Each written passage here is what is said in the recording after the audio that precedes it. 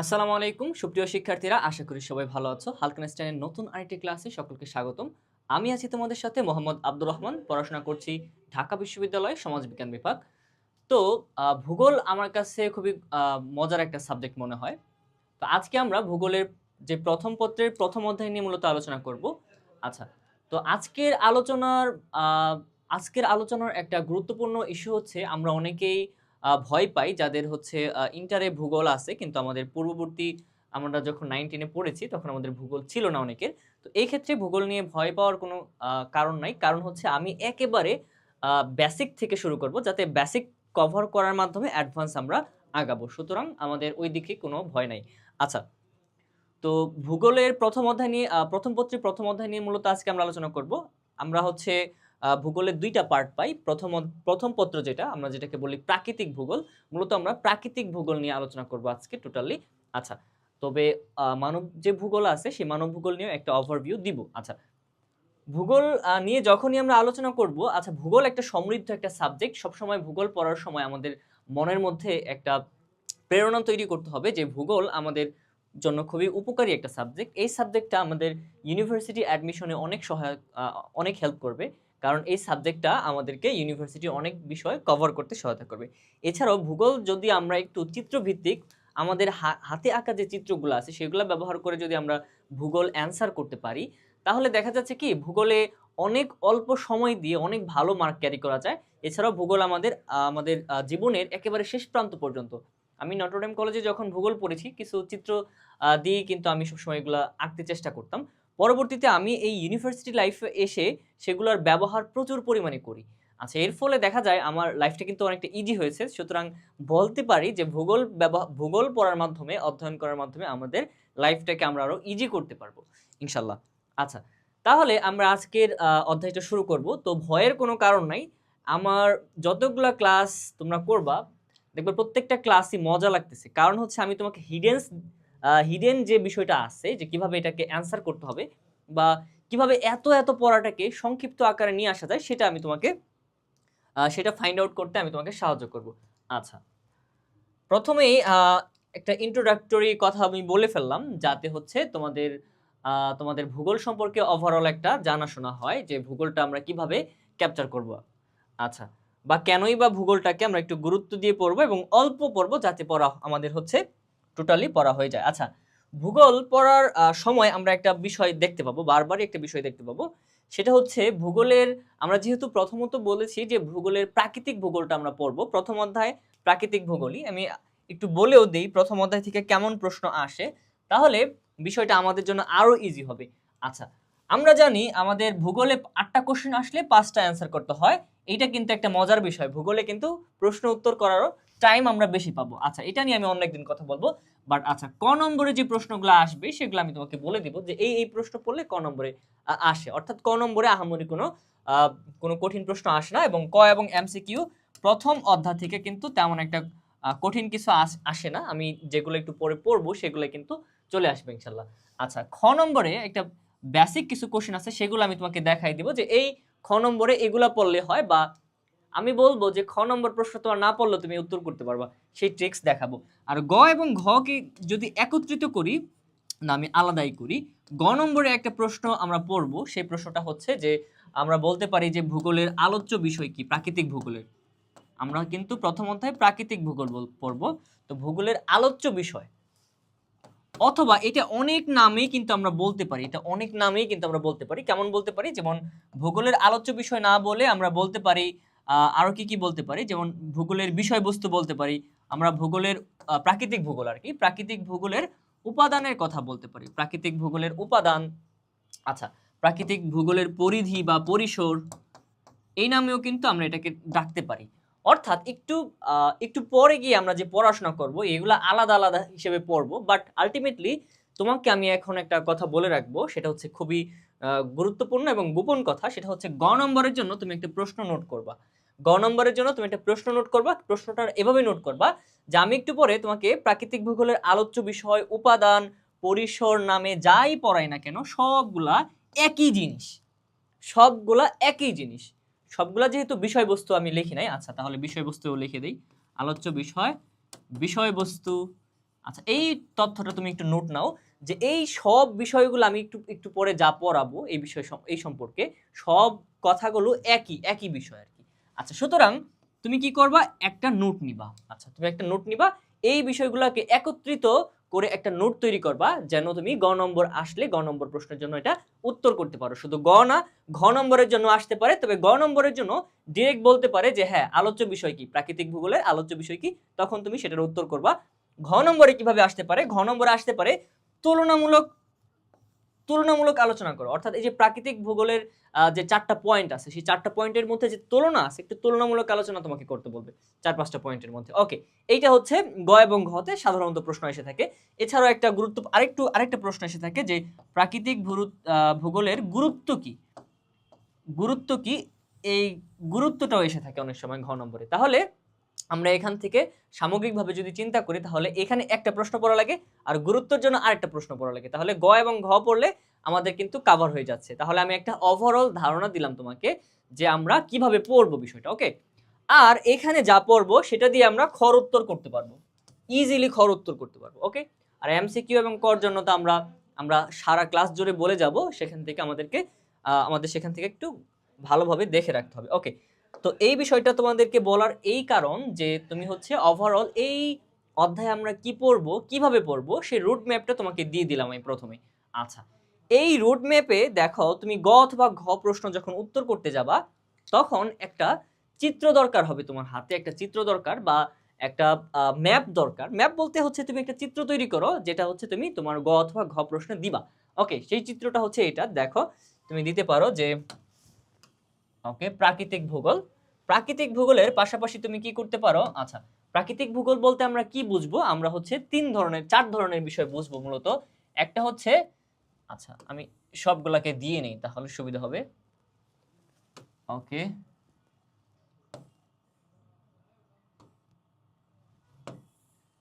ওকে, আমি হচ্ছে 4টা দিয়ে দিলাম। এভাবে তুমি চিত্রটা আঁকার চেষ্টা করবা। চিত্রটা যদিও অনেকটা স্থির হয় নাই, আচ্ছা তুমি এটাকে স্থির বানিয়ে নিবা। ওকে, আমরা বলি ঘটনাটা যে প্রাকৃতিক ভূগোল যখন আমরা অধ্যয়ন করব, তখন আমাদের কাছে 4টা বিষয় আসবে। তার মধ্যে একটা হচ্ছে কি, তার মধ্যে একটা হবে অশ্বমণ্ডল। মণ্ডল হিসেবে আমরা এগুলোকে চিনব, অশ্বমণ্ডল। ওকে, তাহলে প্রাকৃতিক ভূগোল যখন আমরা পড়বো, তার মধ্যে 4টা বিষয় আসবে। তার মধ্যে একটা হচ্ছে অশ্বমণ্ডল। এই অশ্বমণ্ডল লিখে গোল দিয়ে এখানে অশ্বমণ্ডলের অধীনে কি কি আলোচ্য বিষয় তুমি দু একটা বিষয় লিখবা। যেমন অশ্বমণ্ডল বলতে হচ্ছে আমরা পৃথিবীর একেবারে উপরের ভাগটাকে, অর্থাৎ পৃথিবীর একেবারে আমরা যে পৃথিবী দেখলাম প্রথমেই, আমরা একটু পৃথিবী দেখে আসি। এই পৃথিবীর একেবারে উপরিভাগে যে মণ্ডলটা, অর্থাৎ পৃথিবীর ভিতরে আমরা যদি যেতে থাকি, তাহলে আমরা মাটি পাবো এবং এক পর্যায়ে একেবারে লাভা পাবো এবং এক পর্যায়ে আমরা অনেক গভীরে চলে যেতে পারবো, তাই না? তাহলে পৃথিবীর একেবারে যে উপরের অংশটা, সেটাকে আমরা বলি অশ্বমণ্ডল। অর্থাৎ এই মাটি থেকে শুরু করে পৃথিবীর যে অঞ্চলটা, সেটাকে আমরা বলি অশ্বমণ্ডল। মাটির উপরের অংশটাকে কিন্তু আমরা আবার বায়ুমণ্ডল বলি। ওকে, আচ্ছা তাহলে আমরা অশ্বমণ্ডলের অধ্যায়ে আমরা কি আলোচনা করব, ভূত্বক আলোচনা করব। অর্থাৎ এই যে আমাদের মাটি কেমন, কিভাবে তৈরি হইলো, এইটা নিয়ে আলোচনা করব। ওকে, আমরা সেখানে ভূমিরূপ, সেখানে মাটি কি সমান সব জায়গায় কি সমান? আসলে কিন্তু সব জায়গায় কিন্তু সমান না, কোথাও কিন্তু উঁচু, আবার কোথাও কিন্তু নিচু। ওই নিচু জায়গায় আমরা দেখব খাল, হ্রদ, সাগর, নদী, সেগুলো কিন্তু তৈরি হয়েছে। আবার কোথাও মাটি উঁচু হয়ে পাহাড় তৈরি হয়েছে, তাই না? অর্থাৎ মাটি কিন্তু সব জায়গায় সমান না। আচ্ছা, তাহলে এই অশ্বমণ্ডলের অধীনে আমরা পড়বো ভূত্বক, পড়বো ভূমিরূপ, পড়বো প্লেট। এই যে বিভিন্ন কারণে আমরা দেখবো যে পৃথিবীতে যে ভূকম্পন হয়, তার মধ্যে সবচেয়ে বড় কারণ হচ্ছে প্লেট। পৃথিবীর এই যে চিকন, এই যে পৃথিবী, আমরা এটাকে যদি পৃথিবী চিন্তা করি, এই পৃথিবীর এই অঞ্চলটাকে আমরা অশ্বমণ্ডল চিন্তা করি। এই অশ্বমণ্ডলের নিচে, এই ঠিক নিচে প্লেট আছে, ছোট ছোট প্লেট আছে, যে প্লেটগুলা এখানে লাভা আছে, এই লাভার মধ্যে ভাসমান। ফলে এই প্লেটগুলো যখন একটার সাথে আরেকটা ঘর্ষণ খায়, তখন আমরা দেখবো পৃথিবী কেঁপে ওঠে কিছু নির্দিষ্ট অঞ্চল, তাই তো? আচ্ছা, তাহলে আমরা এই অশ্বমণ্ডল বলতে পৃথিবীর ভূত্বক কিভাবে গঠিত হলো, ভূত্বকে কি কি আছে, ভূত্বক কেমন দেখতে, সেগুলো নিয়ে আমরা মূলত আলোচনা করবো। আচ্ছা, তাহলে আমরা টোটাল আলোচনায় এইটা একটা চিত্র হিসেবে আমাদের খাতায় আমরা উপস্থাপন করব, এই জন্য বিষয়টা তোমাকে এইভাবে দিলাম আমি। ওকে, তাহলে অশ্বমণ্ডল তুমি এখানে একটা বা দুইটা চুজ করতে পারো এখান থেকে। ওকে, তারপর আমরা যদি আরেকটা দেখি, অশ্বমণ্ডলের পর আমরা যদি আরেকটু আলোচনা করি, তাহলে করতে পারবো বায়ুমণ্ডলের কথা আমরা আলোচনা করতে পারি, তাই তো? আচ্ছা, বায়ুমণ্ডল নিয়ে কি আলোচনা? প্রাকৃতিক ভূগোলের গুরুত্বপূর্ণ একটা বিষয় হচ্ছে বায়ুমণ্ডল। বায়ুমণ্ডল বলতে এই যে পৃথিবী, এই পৃথিবীর যে উপরে প্রায় 10,000 কিলোমিটারের মতো জায়গা আছে, সেই জায়গাটা কিন্তু বায়ু দিয়ে ভরা। অর্থাৎ আমরা কিন্তু বায়ুর সাগরে বসবাস করি, তাই না? এই বায়ু যে অঞ্চল, বায়ুর অঞ্চল, এই অঞ্চলটাই মূলত হচ্ছে বায়ুমণ্ডল। এবং এই অঞ্চল থেকে আমরা কি কি দেখতে পাই দেখো তো, বলো তো। এই অঞ্চলে কিন্তু আমরা বৃষ্টিপাত দেখতে পাই। আমরা কিন্তু পৃথিবীর এই অঞ্চল থেকেই দেখি যে আমাদের উপর বৃষ্টিপাত হচ্ছে, তাই না? আচ্ছা, তাহলে এই অঞ্চলে আমরা বৃষ্টিপাত আলোচনা করব। এই অঞ্চলে আমরা আলোচনা করতে পারবো যে জলবায়ুটা কেমন, অর্থাৎ এই অঞ্চলের বায়ু একটা বায়ু প্রবাহিত হয়, সেটা ঠান্ডা, শীতল, নাকি উষ্ণ, অনেক গরম, নাকি সমভাবাপন্ন, কেমন, অর্থাৎ এই অঞ্চলের জলবায়ুটা কেমন, সেখানে ঝড় হয় না ঝড় হয় না, রোদ ওঠে না রোদ ওঠে না, শিলা সেখানে কি আমরা কি বলবো, তুষারপাত হয় নাকি হয় না। এই যে যে জলবায়ুর বিষয়গুলো, সেই জলবায়ুর পরিবর্তনের বিষয়গুলো কিন্তু আমরা এখানে এই এই অঞ্চলে আমরা আলোচনা করব। তাহলে প্রথমে আমরা এই অশ্বমণ্ডল, এই মাটি অর্থাৎ মৃত্তিকা নিয়ে আলোচনা করলাম, মাটি নিয়ে। দ্বিতীয়ত আমরা আলোচনা করব কি, দ্বিতীয়ত আমরা আলোচনা করব হচ্ছে পৃথিবীর উপরিভাগ, পৃথিবীর পৃষ্ঠ থেকে, এই অশ্বমণ্ডল থেকে উপরের দিকে অর্থাৎ বায়ুমণ্ডল নিয়ে আমরা আলোচনা করব। আচ্ছা, তারপরে যদি আমরা আরেকটা দিক দেখি, তাহলে আরেকটা দিক দেখব, সেটা হচ্ছে কি, এটাকে আমরা বলতে পারি বায়ুমণ্ডল। ওকে, বায়ুমণ্ডল একটু লিখে রাখবা বিষয়টা। বায়ুমণ্ডল, বায়ু শব্দের অর্থ হচ্ছে পানি। তো পানি নিয়ে যে আলোচনা, এই যে আমাদের টোটাল যে পৃথিবী, এই টোটাল পৃথিবীর আমরা জানি টোটাল পৃথিবীর 71% হচ্ছে পানি। তাহলে পৃথিবীতে সবচেয়ে বেশি কিন্তু পানি বিরাজমান, আর মাত্র 29% হচ্ছে স্থলভাগ। আচ্ছা, তাহলে এই বায়ুমণ্ডল বলতে আমরা মূলত পানি অঞ্চলটাকে পড়বো আর কি। পৃথিবীর বুকে যে পানি আছে, নদীতে হোক, সেটা সাগরে হোক, সবচেয়ে পানি বেশি কোথায় আছে আমরা জানি, সেটা হচ্ছে সমুদ্রে আছে। অর্থাৎ টোটাল পানির 97% আছে সাগরে, আর বাদ বাকিটা আছে হ্রদ এবং মাটির নিচেও কিন্তু কিছু পানি আছে। অর্থাৎ এই পানি নিয়ে যে আলোচনাটা করব আমরা, সেটা হচ্ছে বায়ুমণ্ডল। আচ্ছা, তাহলে সেখানে আমরা কি কি আলোচনা করতে পারি? সমুদ্র নিয়ে আলোচনা করতে পারি, যেহেতু হচ্ছে সমুদ্রেই 97% পানি আছে, তোমরা জানো এটা। আচ্ছা, সমুদ্র স্রোত নিয়ে আলোচনা করতে পারি। উপকূলীয় যে ভূমি, অর্থাৎ তোমরা অনেকে কক্সবাজারে ঘুরতে গিয়েছো, তো সেখানে দেখবা যে আমাদের যে সাগরটা সরাসরি নিচু হয়ে যায় নাই, ধীরে ধীরে নিচু হয়েছে। অর্থাৎ আমরা সমুদ্রের একেবারে উপকূল যে তীরবর্তী অঞ্চলে পানিতে নামলে কিন্তু আমরা ঠাঁই পাবো, তাই না? আচ্ছা, তাহলে এইগুলো নিয়ে হচ্ছে আমরা আলোচনা করব। তো বায়ুমণ্ডল বলতে পানি নিয়ে মূলত আলোচনা। ওকে, তাহলে আমরা কি কি নিয়ে আলোচনা করলাম দেখো তো। পৃথিবীর মাটি নিয়ে আলোচনা করলাম, পৃথিবীর পানি নিয়ে আলোচনা করলাম, পৃথিবীর বায়ু নিয়ে আলোচনা করলাম। অর্থাৎ মোটা দাগে তিনটা জিনিস আমরা পৃথিবী নিয়ে আলোচনা করে ফেলেছি। তাহলে এই যে ভূগোল বলতে আমরা কি বুঝবো? ভূগোল বলতে হচ্ছে পৃথিবীর বর্ণনা, অর্থাৎ পৃথিবীটাকে আমরা বর্ণনা করতে চাচ্ছি যে পৃথিবীটা কেমন আলটিমেটলি। ওকে, তাহলে আমরা তিনটা উপাদান পেয়ে গেছি, পৃথিবীর মৌলিক যে তিনটা উপাদান, এই তিনটা উপাদান আমরা পেয়ে গেছি। এরপরে সবচেয়ে গুরুত্বপূর্ণ যে উপাদানটা, সেটা হচ্ছে জীবমণ্ডল। আমি এখানে লিখলাম জীবমণ্ডল।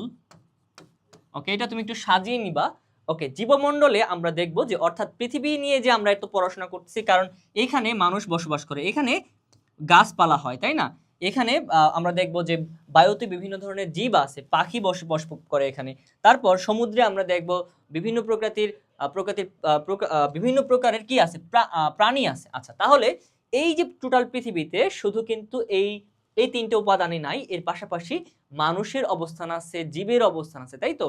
সেখানে বিভিন্ন ধরনের গাছপালা আছে, উদ্ভিদ আছে। অর্থাৎ এই যে প্রাণের যে অস্তিত্ব, সেই প্রাণের অস্তিত্বকে বলবো আমরা জীবমণ্ডল। অর্থাৎ পৃথিবীতে আরো কি আছে, প্রাণের অস্তিত্ব আছে। তাহলে আমরা সেখানে কি কি দেখতে পাবো? সেখানে আমরা সেই প্রাণের অস্তিত্ব নিয়ে, অর্থাৎ এই জীবদেরকে নিয়ে যে আলোচনা করব, সেটাকে আমরা জীবমণ্ডল বলছি। তো সেখানে কি আলোচনা করা যায়? সেখানে আলোচনা করা যায় যে এই যে মানুষ কি পানিতে বসবাস করে, নাকি মানুষ ডাঙায় বসবাস করে, কুমির কি পানিতে নাকি ডাঙায়, এই যে বিষয়গুলা, সেগুলো সম্পর্কে আমরা বিস্তারিত জানতে পারবো। বা মানুষ কেন মানুষ হচ্ছে নদীতে যায়, কেন সমুদ্রে যায়, মানুষের সাথে এই যে মানুষের সাথে এই যে পৃথিবীর যে সম্পর্কটা, সেটাই আমরা এখানে আলোচনা করি। আচ্ছা, এবং কোন অঞ্চলে মানুষ বেশি? আমরা দেখবো যে মরুভূমি অঞ্চলে কিন্তু মানুষ কম, সেখানে মানুষের বিন্যাস কম, সেখানে জীব শুধু মানুষ না, কিন্তু উদ্ভিদের বিন্যাসও কিন্তু সেখানে কম মরুভূমি এলাকায়। বরফ এলাকায় কিন্তু বরফ এলাকায়ও দেখবো আমরা সেখানে তেমন একটা গাছ জন্মাতে পারে না, তেমন একটা প্রাণী জগৎ সেখানে কিন্তু আমরা দেখতে পাবো না। বাট সমভাবাপন্ন অঞ্চল যেটা আছে, যেখানে শীত এবং গরম একটা সহনীয় পর্যায়ে থাকে, সেখানে কিন্তু আমরা দেখবো যে গাছপালা এবং প্রাণীর সংখ্যা অনেক বেশি। এই কারণে আমি আমি তোমাদেরকে যখন ভূগোল পড়াবো তখন তো আমি একটা জিনিস মাথায় রাখি। আচ্ছা, ভূগোল যখন পড়াবো তখন আমি তোমাদেরকে এই মানচিত্র ব্যবহার করে পড়াবো, যাতে তোমাদের একটা আইডিয়া হয়। এটা পৃথিবীর মানচিত্র, তোমরা জানো। তোমরা না জানলেও আমি তোমাদেরকে আস্তে আস্তে পৃথিবীর মানচিত্রের সাথে পরিচিত করাবো, এবং এমনকি প্রত্যেকটা দেশ সম্পর্কে তোমাদেরকে একটা ভালো আইডিয়া চলে আসবে আমাদের এই ভূগোল ক্লাসের মধ্যে, ইনশাল্লাহ।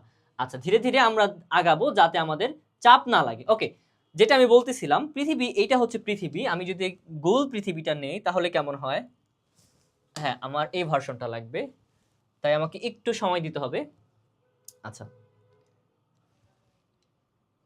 ওকে, আমাদের গোল পৃথিবী চলে আসছে। তো এইখান থেকে আমরা একটা বিষয়, ওকে,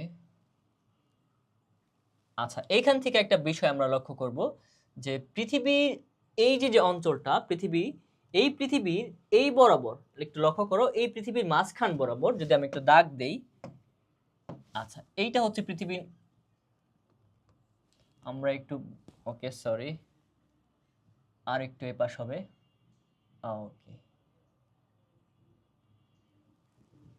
আচ্ছা, পৃথিবীর মাঝখান দিয়ে আমরা একটা রেখা কল্পনা করি, সেই রেখা হচ্ছে 0 ডিগ্রি রেখা।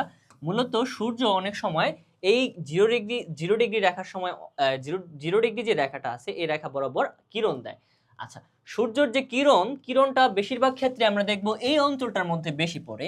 এই জন্য দেখবা এই অঞ্চলটার মধ্যে আমরা বিভিন্ন ধরনের মরুভূমি দেখতে পাবো।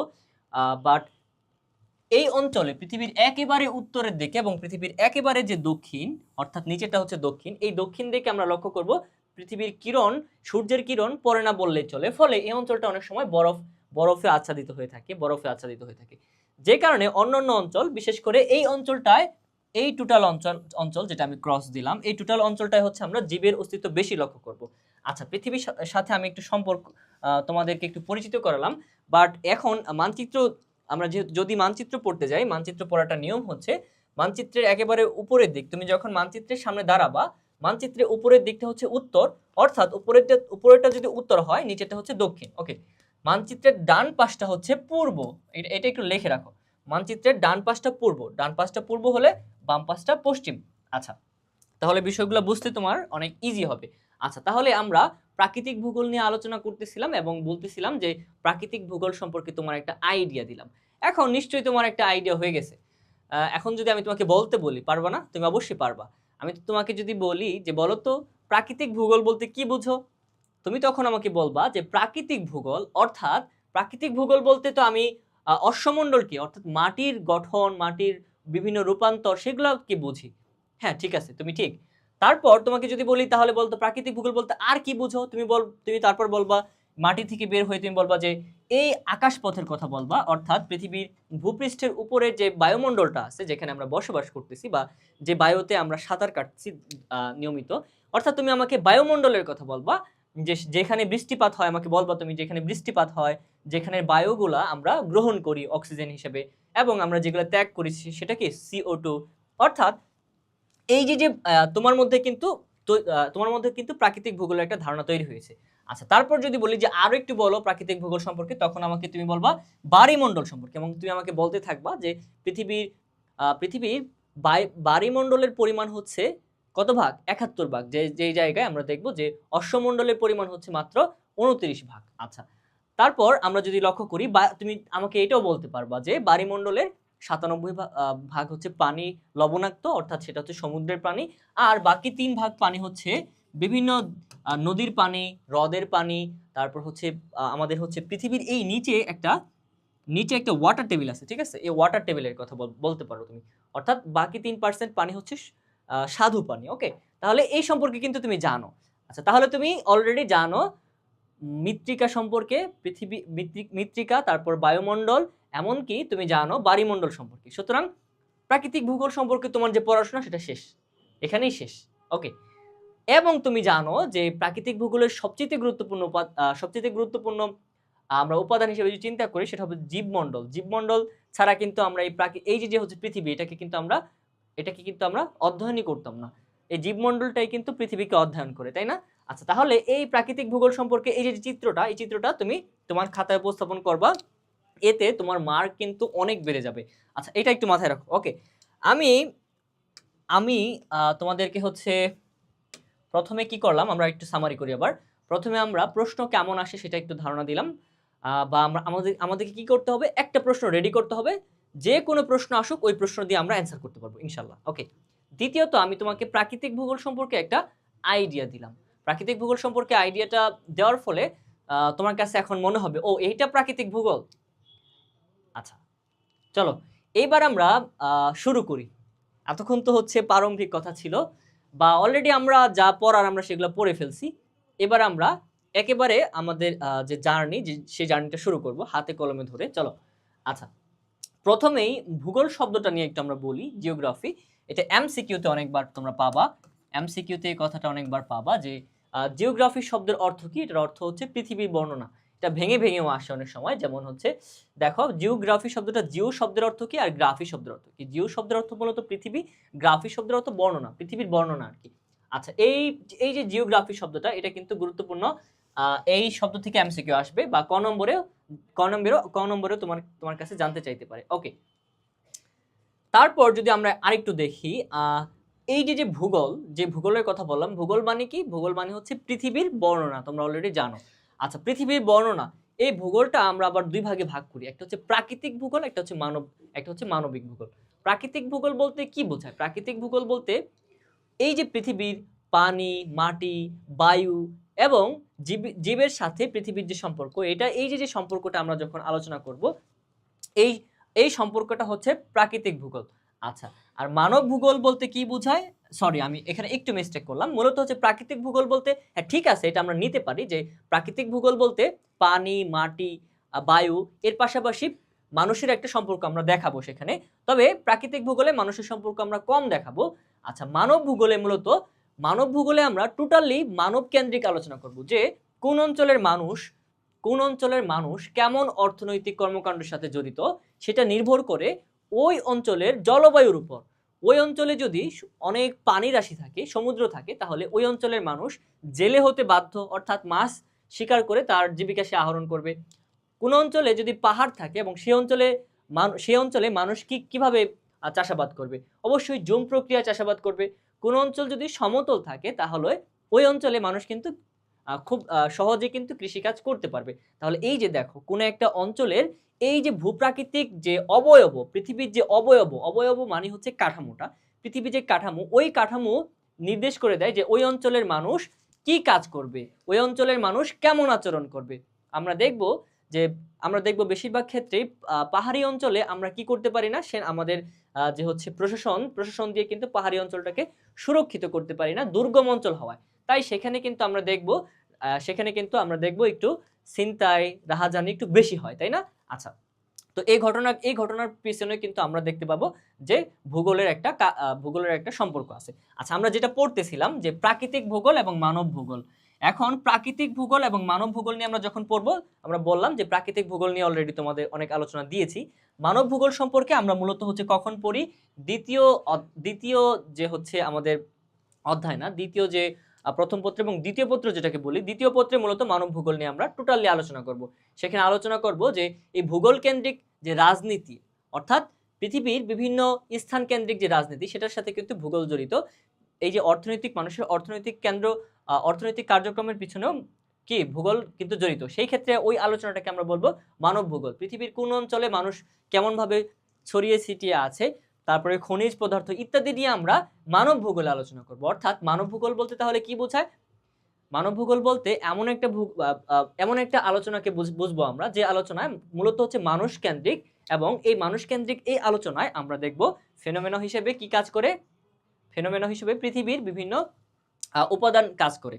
ওকে, এটা আমরা অলরেডি আলোচনা করলাম। তাহলে আমরা এখানে সহজে যে বিষয়টা একটু জানি বা বুঝি, যে এমসিকিউ আকারে আসতে পারে যে ভূগোলকে আমরা কয় ভাগে ভাগ করতে পারি? দুই ভাগে, একটা হচ্ছে প্রাকৃতিক, এটা হচ্ছে মানব ভূগোল। আচ্ছা, এই যে আমাদের প্রথম পত্রের প্রথম অধ্যায় মূলত এই প্রাকৃতিক ভূগোল নিয়ে আলোচনা করব আমরা। আর প্রথম অধ্যায়টা টোটালি প্রাকৃতিক ভূগোলের উপর চলে যাবে। আচ্ছা, সেখানে আমরা মানব ভূগোল নিয়ে আসবো না, খুব সংকীর্ণ আকারে আমরা এই দুইটার মধ্যে জাস্ট খ নম্বরে অনেক সময় আমাদেরকে বলতে পারে যে বলো প্রাকৃতিক ভূগোল এবং মানব ভূগোলের মধ্যে পার্থক্যটা কি। সুতরাং এই পার্থক্যটা শুধু আমরা একটু জেনে রাখবো। আচ্ছা, এখান থেকে তাহলে এতটুকু পড়ার আমাদের তেমন কিছু আর পড়ার দরকার নাই। ওকে, এই পর্যায়ে আমরা একটা বিষয় ক্লিয়ার করি যে এই যে ভূগোল, অনেক সময় ক নম্বরের প্রশ্ন আসে যে ভূগোলের জনক কি।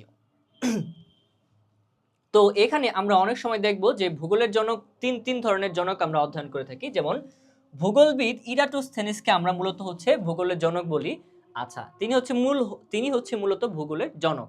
তবে আধুনিক ভূগোলের জনক বলে তখন আমরা কার্ল রিটার নামে একজন ব্যক্তি আছে, তাকে চিনব। ঠিক আছে? আচ্ছা, তাহলে এটা আমি একটু ক্লিয়ার করে দিলাম। তাহলে ইরাটোস্থেনিস হচ্ছে আমাদের মূলত ভূগোলের জনক। আচ্ছা, তিনি প্রথম এই যে জিওগ্রাফি শব্দটা আছে সেটা ব্যবহার করেন, অনেক গুরুত্বপূর্ণ, এটাও কিন্তু এমসিকিউতে আসে। আচ্ছা, এমনকি তিনি হচ্ছে, আচ্ছা তার একটা সংজ্ঞা আছে পৃথিবীর। তিনি পৃথিবী থেকে সূর্য চন্দ্রের দূরত্ব পরিমাপের চেষ্টা করেন এবং অক্ষাংশ ও দ্রাঘিমা দ্বারা সঠিকভাবে কোন স্থান নির্ণয় করে। অক্ষাংশ দ্রাঘিমাংশ কি, এগুলা নিয়ে আমরা বিস্তারিত আলোচনা করব পরে। জাস্ট এখন এতটুকু বলে রাখি, দেখো পৃথিবী, এই যে পৃথিবীটাকে যখন উত্তর দক্ষিণ ভাবে বিভিন্ন রেখায় আমি ভাগ করব, তখন কি হবে, তখন এটাকে বলবো আমরা দ্রাঘিমাংশ। আর এইভাবে পূর্ব পশ্চিম দিকে থেকে যে রেখাগুলো কল্পনা করব, এটাকে আমরা বলবো কি, এটাকে আমরা বলবো অক্ষাংশ। এই অক্ষাংশ এবং দ্রাঘিমাংশ দেখা দিয়ে আমরা বলে দিতে পারবো যে আমাদের অবস্থান হচ্ছে এইখানে। ঠিক আছে? এই অক্ষাংশ এবং দ্রাঘিমাংশ এই জন্যই নির্ণয় করা। তো এই অক্ষাংশ এবং দ্রাঘিমাংশ নিয়ে প্রথম কে কাজ করেন আসতে পারে, এটা হচ্ছে ইরাটোস্থেনিস, আমাদের ভূগোলের জনক আর কি। ওকে, তাহলে আমরা ইরাটোস্থেনিস সম্পর্কে জানলাম। ওকে, আধুনিক ভূগোলের আলোচ্য বিষয়টা কি? আধুনিক ভূগোল, দেখো ভূগোল কিন্তু প্রথমে কি নিয়ে আলোচনা করতো? প্রাথমিক দিক থেকে আমরা যদি দেখি, ভূগোল প্রাথমিক দিক থেকে আলোচনা করতো যে সৌরজগতের একটা গ্রহ হিসেবে যে ভূগোল নিজেকে এভাবে প্রথমে কিন্তু আলোচনা করতো। ভূগোল সম্পর্কে মানুষ এভাবে প্রথমে আলোচনা করতো। এটা কিন্তু এটা গুরুত্বপূর্ণ বিষয় না পরীক্ষা আসার মতো, জাস্ট আমরা একটু জেনে রাখবো যে প্রথমত কোন একটা শাস্ত্র নিয়ে যদি আমরা অধ্যয়ন করি বা কোন একটা বিষয় নিয়ে যদি আমরা ঘাটাঘাটি করি, একেবারে প্রাথমিক দিকের যে জ্ঞান, সেই জ্ঞানটা কিন্তু একরকম, পরবর্তীতে কিন্তু সেই জ্ঞানটা ধীরে ধীরে কি হয়, বর্ধিত হয়। আচ্ছা, তো এই জন্য আমরা বলতে পারি যে প্রথম দিকে ভূগোল হচ্ছে খুব সংকীর্ণভাবে কিছু কিছু বিষয়ে কাজ করতো। যেমন পৃথিবী থেকে সূর্যের দূরত্ব কত, পৃথিবী থেকে চন্দ্রের দূরত্ব কত, পৃথিবীর একমাত্র উপগ্রহ হচ্ছে চন্দ্র, এই যে বিষয়গুলা, অর্থাৎ এই মহাকাশ কেন্দ্রিক আলোচনা কিন্তু আমরা প্রথমে বেশি করতাম। পরবর্তীতে আমরা যে আলোচনা করেছি যে ভূগোলের আলোচ্য বিষয় কি হয়ে দাঁড়াইছে, পরবর্তীতে আমরা দেখব যে পরিবেশ এবং প্রকৃতি এবং মানুষ, এইটা হচ্ছে ভূগোলের মূল আলোচ্য বিষয় হয়ে দাঁড়িয়েছে। অর্থাৎ পরিবেশ প্রকৃতি বলতে আমরা যেটাকে বুঝি, পরিবেশ প্রকৃতি আমরা কিন্তু একদিকে যদি রাখি যে মাটি, পানি, বায়ু একদিকে যদি রাখি, এই মাটি এবং বায়ু পানির সাথে মানুষের যে সম্পর্ক, এই মানুষের যে সম্পর্ক, অর্থাৎ মানুষের যে সম্পর্ক, এইটা কি মিক্সচার করে যে আলোচনা, এটা কিন্তু আধুনিক ভূগোলের আলোচনা। আচ্ছা, তাহলে শুধু পরিবেশ সম্পর্কে আলোচনা না, আধুনিক ভূগোলে আমরা দেখব পরিবেশ প্লাস আমরা অর্থাৎ পৃথিবীর বিভিন্ন ধরনের অবয়ব, এটা তো আলোচনা করবই, পাশাপাশি মানুষের সাথে পৃথিবীর এই অবয়বর যে একটা সম্পর্ক তৈরি করব আমরা, যে কি সম্পর্ক আর কি। ওকে, আচ্ছা, তাহলে আধুনিক ভূগোলের আলোচ্য বিষয়টা কি সেটা একটু আমরা দেখার চেষ্টা করলাম। আচ্ছা, তাহলে এখান থেকে একটা বিষয় ক্লিয়ার যে ইরাটোস্থেনিস হচ্ছে আমাদের ভূগোলের জনক, যেটা তোমার পরীক্ষা কিন্তু আসবে। ওকে, এখন এইখানে অনেকগুলা সংজ্ঞা দেওয়া আছে, তুমি কার্ডটা পড়বা, তুমি কার্ল রিটার নামক একজন ব্যক্তি আছে তারটা একটু দেখতে পারো। আচ্ছা, এই বাদে তুমি এই ভূগোলবিদ হামবোল্ট এটাও দেখতে পারো। আচ্ছা, এটা কেন গুরুত্বপূর্ণ? কারণ হচ্ছে প্রাকৃতিক ভূগোলের জনক বলা হয় এই ভূগোলবিদ হামবোল্টকে। আচ্ছা, তো এখন আমরা আরেকটা বিষয় ক্লিয়ার করি যে এখানে আমরা অনেকগুলা সংজ্ঞা দেখব। আচ্ছা, ভূগোলবিদ হামবোল্ট কি করেন, দেখো আরেকটা বিষয় আমি তোমাদেরকে একটু দেখাই। প্রযুক্তি ব্যবহার করেন এবং তথ্য ও উপাত্ত সংগ্রহে বৈজ্ঞানিক ভিত্তির উপর জোর দেন। এই তথ্যটা একটু মাথায় রাখো যে এই কাজটা কে করেন, এই ভূগোলবিদ হামবোল্ট করেছিলেন। আচ্ছা, এখানে আমরা দেখো অনেকগুলা কি পাবো, অলরেডি অনেকগুলা সংজ্ঞা পেলাম। দেখো এই সংজ্ঞাগুলা কিন্তু আমার সবগুলা দরকার নাই, সবগুলা কি দরকার আছে? এখান থেকে একটা সংজ্ঞা তুমি মনে রাখতে পারো। আচ্ছা, সেটা তুমি কার্ল রিটারের যে সংজ্ঞাটা, এটা মনে রাখতে পারো। আচ্ছা, এর বাইরেও তুমি কিন্তু আরো কয়েকটা সংজ্ঞা পাবো, সব কিন্তু দরকার নাই। সংজ্ঞা কখনোই তোমাকে সরাসরি বলবে না যদি না তুমি কোনো ভালো প্রতিষ্ঠানে পড়ে থাকো। যদি ভালো প্রতিষ্ঠানে পড়ে থাকো, যেমন নটরডেম কলেজ থেকে শুরু করে কয়েকটা বাংলাদেশের টপ 10 যে কলেজ আছে, সেই কলেজগুলোতে দেখা যায় অনেক সময় একেবারে এই ব্যক্তির সংজ্ঞা বলো, এখন কোন ব্যক্তির সংজ্ঞা আসতে পারে? কার্ল রিটার, এই কার্ল রিটার অথবা ওই হামবোল্টের সংজ্ঞা আসতে পারে, এর বাদে অন্য কোনো সংজ্ঞা আসবে না। তবে আমি স্পষ্ট করে বলতে পারি যে বোর্ড পরীক্ষায় কোনো সংজ্ঞা ডিরেক্ট যাবে না। ওকে, তাহলে আমরা সংজ্ঞা যে কোনো একটা সংজ্ঞা পড়ে রাখবো। ক নম্বরের জন্য যে কোনো একটা সংজ্ঞা তুমি পড়ে রাখবা। সেটা ইংরেজিতে পড়লে আরো ভালো, তোমার মার্ক আরো বেশি আসবে, এই আর কি। ওকে, নেক্সট আমরা ভূগোল সম্পর্কে যে আলোচনা করতেছিলাম, প্রাকৃতিক ভূগোল, সেই ভূগোল সম্পর্কে আলোচনা করতে গিয়ে আমি তোমাদেরকে বলেছি, আমি বলে দিব ক এবং এমসিকিউর জন্য কোনটা গুরুত্বপূর্ণ, আমি ডিরেক্ট বলে দিব, ওইখান থেকে আসবে ইনশাল্লাহ, এর বাইরে থেকে আসবে না। আর বাদবাকি ওভারঅল পড়াবো একটা প্রশ্ন মাত্র। কোনটা? ওই যে আমি বলেছিলাম যে ভূগোলের আলোচ্য বিষয়, ভূগোলের উপাদান, বিষয়বস্তু বলি না কেন, পরিসর বলি না কেন, এই টোটাল যে প্রশ্নটা আছে, এই প্রশ্নটা গ ঘ যেভাবে আসুক আমরা ব্যবহার করতে পারবো, এমন উপযোগী করে একটা প্রশ্ন আমরা পড়বো। ওকে, আচ্ছা, ওইখান থেকে ওই পড়াটা থেকে আমরা কি করতে পারবো, খ নম্বর যে কোনো প্রশ্ন খ নম্বরে আমরা উত্তর করতে পারবো। তাহলে বিষয়টা খুবই ইজি। কিন্তু এখন প্লাস পয়েন্ট হচ্ছে, দেখো তুমি অলরেডি আমার সাথে পড়াশোনা করতে এসে আমি তোমাকে গ এবং ঘতে একটা প্রশ্ন পড়তে বলেছি, অলরেডি সেই প্রশ্নের জন্য তোমার একটা ম্যাটেরিয়ালস তৈরি হয়ে গেছে। সেটা হচ্ছে কি, তুমি এখানে প্রাকৃতিক ভূগোল লিখে এখানে 4টা উপাদান দিয়ে একটা চিত্র কিন্তু তৈরি করতে অলরেডি পারো। তাহলে এই ম্যাটেরিয়ালসটাই কিন্তু তোমার অর্ধেক পেজ ভরে যাচ্ছে। দেখো অলরেডি তোমার ঝুলিতে কিন্তু এই ম্যাটেরিয়ালসটা আছে। এটা দিয়েই গ এবং গ অথবা ঘ এর যে কোনো একটা প্রশ্নের এই চিত্রটা যদি তুমি দিয়ে দাও, তাহলে কিন্তু তোমার অর্ধেক পেজ ভরে যাচ্ছে। অর্থাৎ তোমার লেখা কত দ্রুত আগাবে তুমি কল্পনা করতে পারবে না। অর্থাৎ তোমার এভাবে কিন্তু তোমার খাতাটাকে কিন্তু খুবই সমৃদ্ধ করতে হবে। ওকে ওকে, আচ্ছা, খ নম্বরে একটা প্রশ্ন আসতে পারে। সে প্রশ্নটা হচ্ছে কি, তোমাদেরকে একটু দেখাই। খ নম্বরে একটা প্রশ্ন আসতে পারে যে ভূগোলের প্রকৃতি কেমন, অর্থাৎ প্রাকৃতিক ভূগোলের প্রকৃতি কেমন, প্রাকৃতিক ভূগোল কি নিয়ে আলোচনা করে। আমি দুইটা প্রশ্ন খ নম্বরে গুরুত্ব দিয়ে বলবো তোমাকে, মানে এক্সট্রা করে পড়ার জন্য। সেটা হচ্ছে প্রাকৃতিক ভূগোল বলতে কি বুঝবো আমরা, আর বা প্রাকৃতিক ভূগোলের প্রকৃতিটা কি আর কি। আচ্ছা, আরেকটা বিষয় হচ্ছে প্রাকৃতিক ভূগোল এবং মানব ভূগোলের মধ্যে যে পার্থক্যটা, এটা একটু তুলনামূলক আমরা একটু দেখে রাখবো। খ নম্বরের জন্য এটা গুরুত্বপূর্ণ।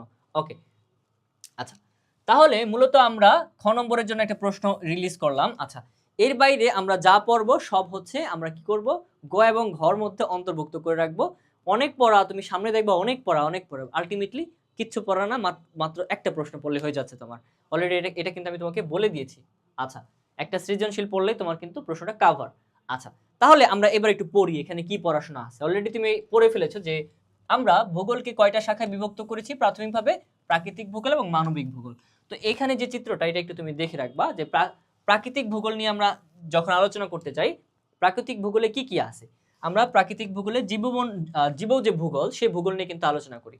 আচ্ছা, সেখানে আলোচনা করি যে ইকোসিস্টেম, মূলত বায়োসিস্টেম যেটা আছে সেটা নিয়ে আলোচনা করি জীব ভূগোলে। ওকে, এটা নিয়ে মূলত মেইনলি আলোচনা করি। আচ্ছা, তারপর আর কি কি আলোচনা করি, সেখানে জলবায়ুবিদ্যা, ওই যে বায়ুমণ্ডলের অন্তর্ভুক্ত যে বিষয়টা, জলবায়ুবিদ্যা আলোচনা করি। অশ্বমণ্ডলের যে বিষয়টা, মৃত্তিকা ভূগোল, সেটা নিয়ে আলোচনা করি সেখানে। আচ্ছা, সেখানে আর কি কি, সমুদ্রবিদ্যা, এই যে সমুদ্রবিদ্যা বায়ুমণ্ডলে অন্তর্ভুক্ত হয়ে যায়।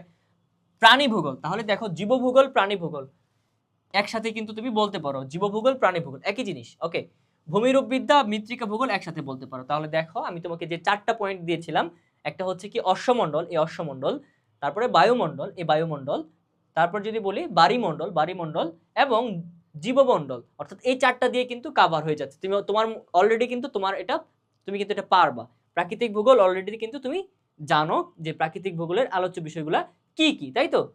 আচ্ছা, এবার আমরা একটু মানব ভূগোলের দিকে যদি তাকাই, মানব ভূগোলের দিকে যদি তাকাই, তাহলে দেখব যে মানব ভূগোল বলতে কি বোঝায়। দেখো, অর্থনৈতিক ভূগোল, অর্থাৎ অর্থনৈতিক ভূগোল বলতে যে একটু আগে আমি বলেছিলাম, ভৌগোলিক অবয়ব নির্ধারণ করে দেয় যে তুমি কি পাহাড়ে জুম চাষ করবা, তুমি কি হচ্ছে তুমি কি মাঝি হবা, নৌকা চালাবা, এটা কে নির্ধারণ করে দেয়। তুমি কি উটের পিঠে চড়বা, এটা কে নির্ধারণ করে দেয়।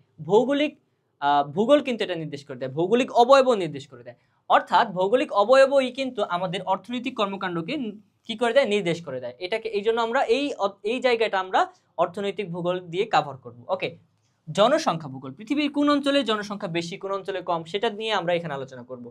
রাজনৈতিক ভূগোল, যে পৃথিবীর কোন অঞ্চলটা রাজনৈতিকভাবে, দেখো আমরা ভারতের মাঝখানে অবস্থান করি, যে কারণে আমরা প্রায় ভারতের সাথে দেখবো আমরা সবসময় কি চাই, ভারতের সাথে ভালো সম্পর্ক বজায় রাখতে চাই।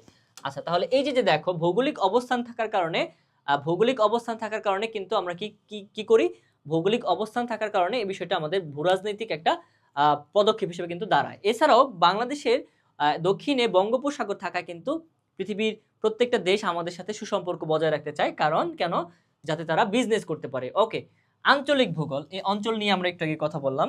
আচ্ছা এছাড়াও সামাজিক ভূগোল, যেমন আমরা সামাজিক ভূগোল বলতে আমাদের গ্রামের প্যাটার্নটা কেমন, আমাদের শহরের প্যাটার্নটা কেমন, সেগুলো আলোচনা করি। দেখো সবগুলো কিন্তু মানুষ কেন্দ্রিক।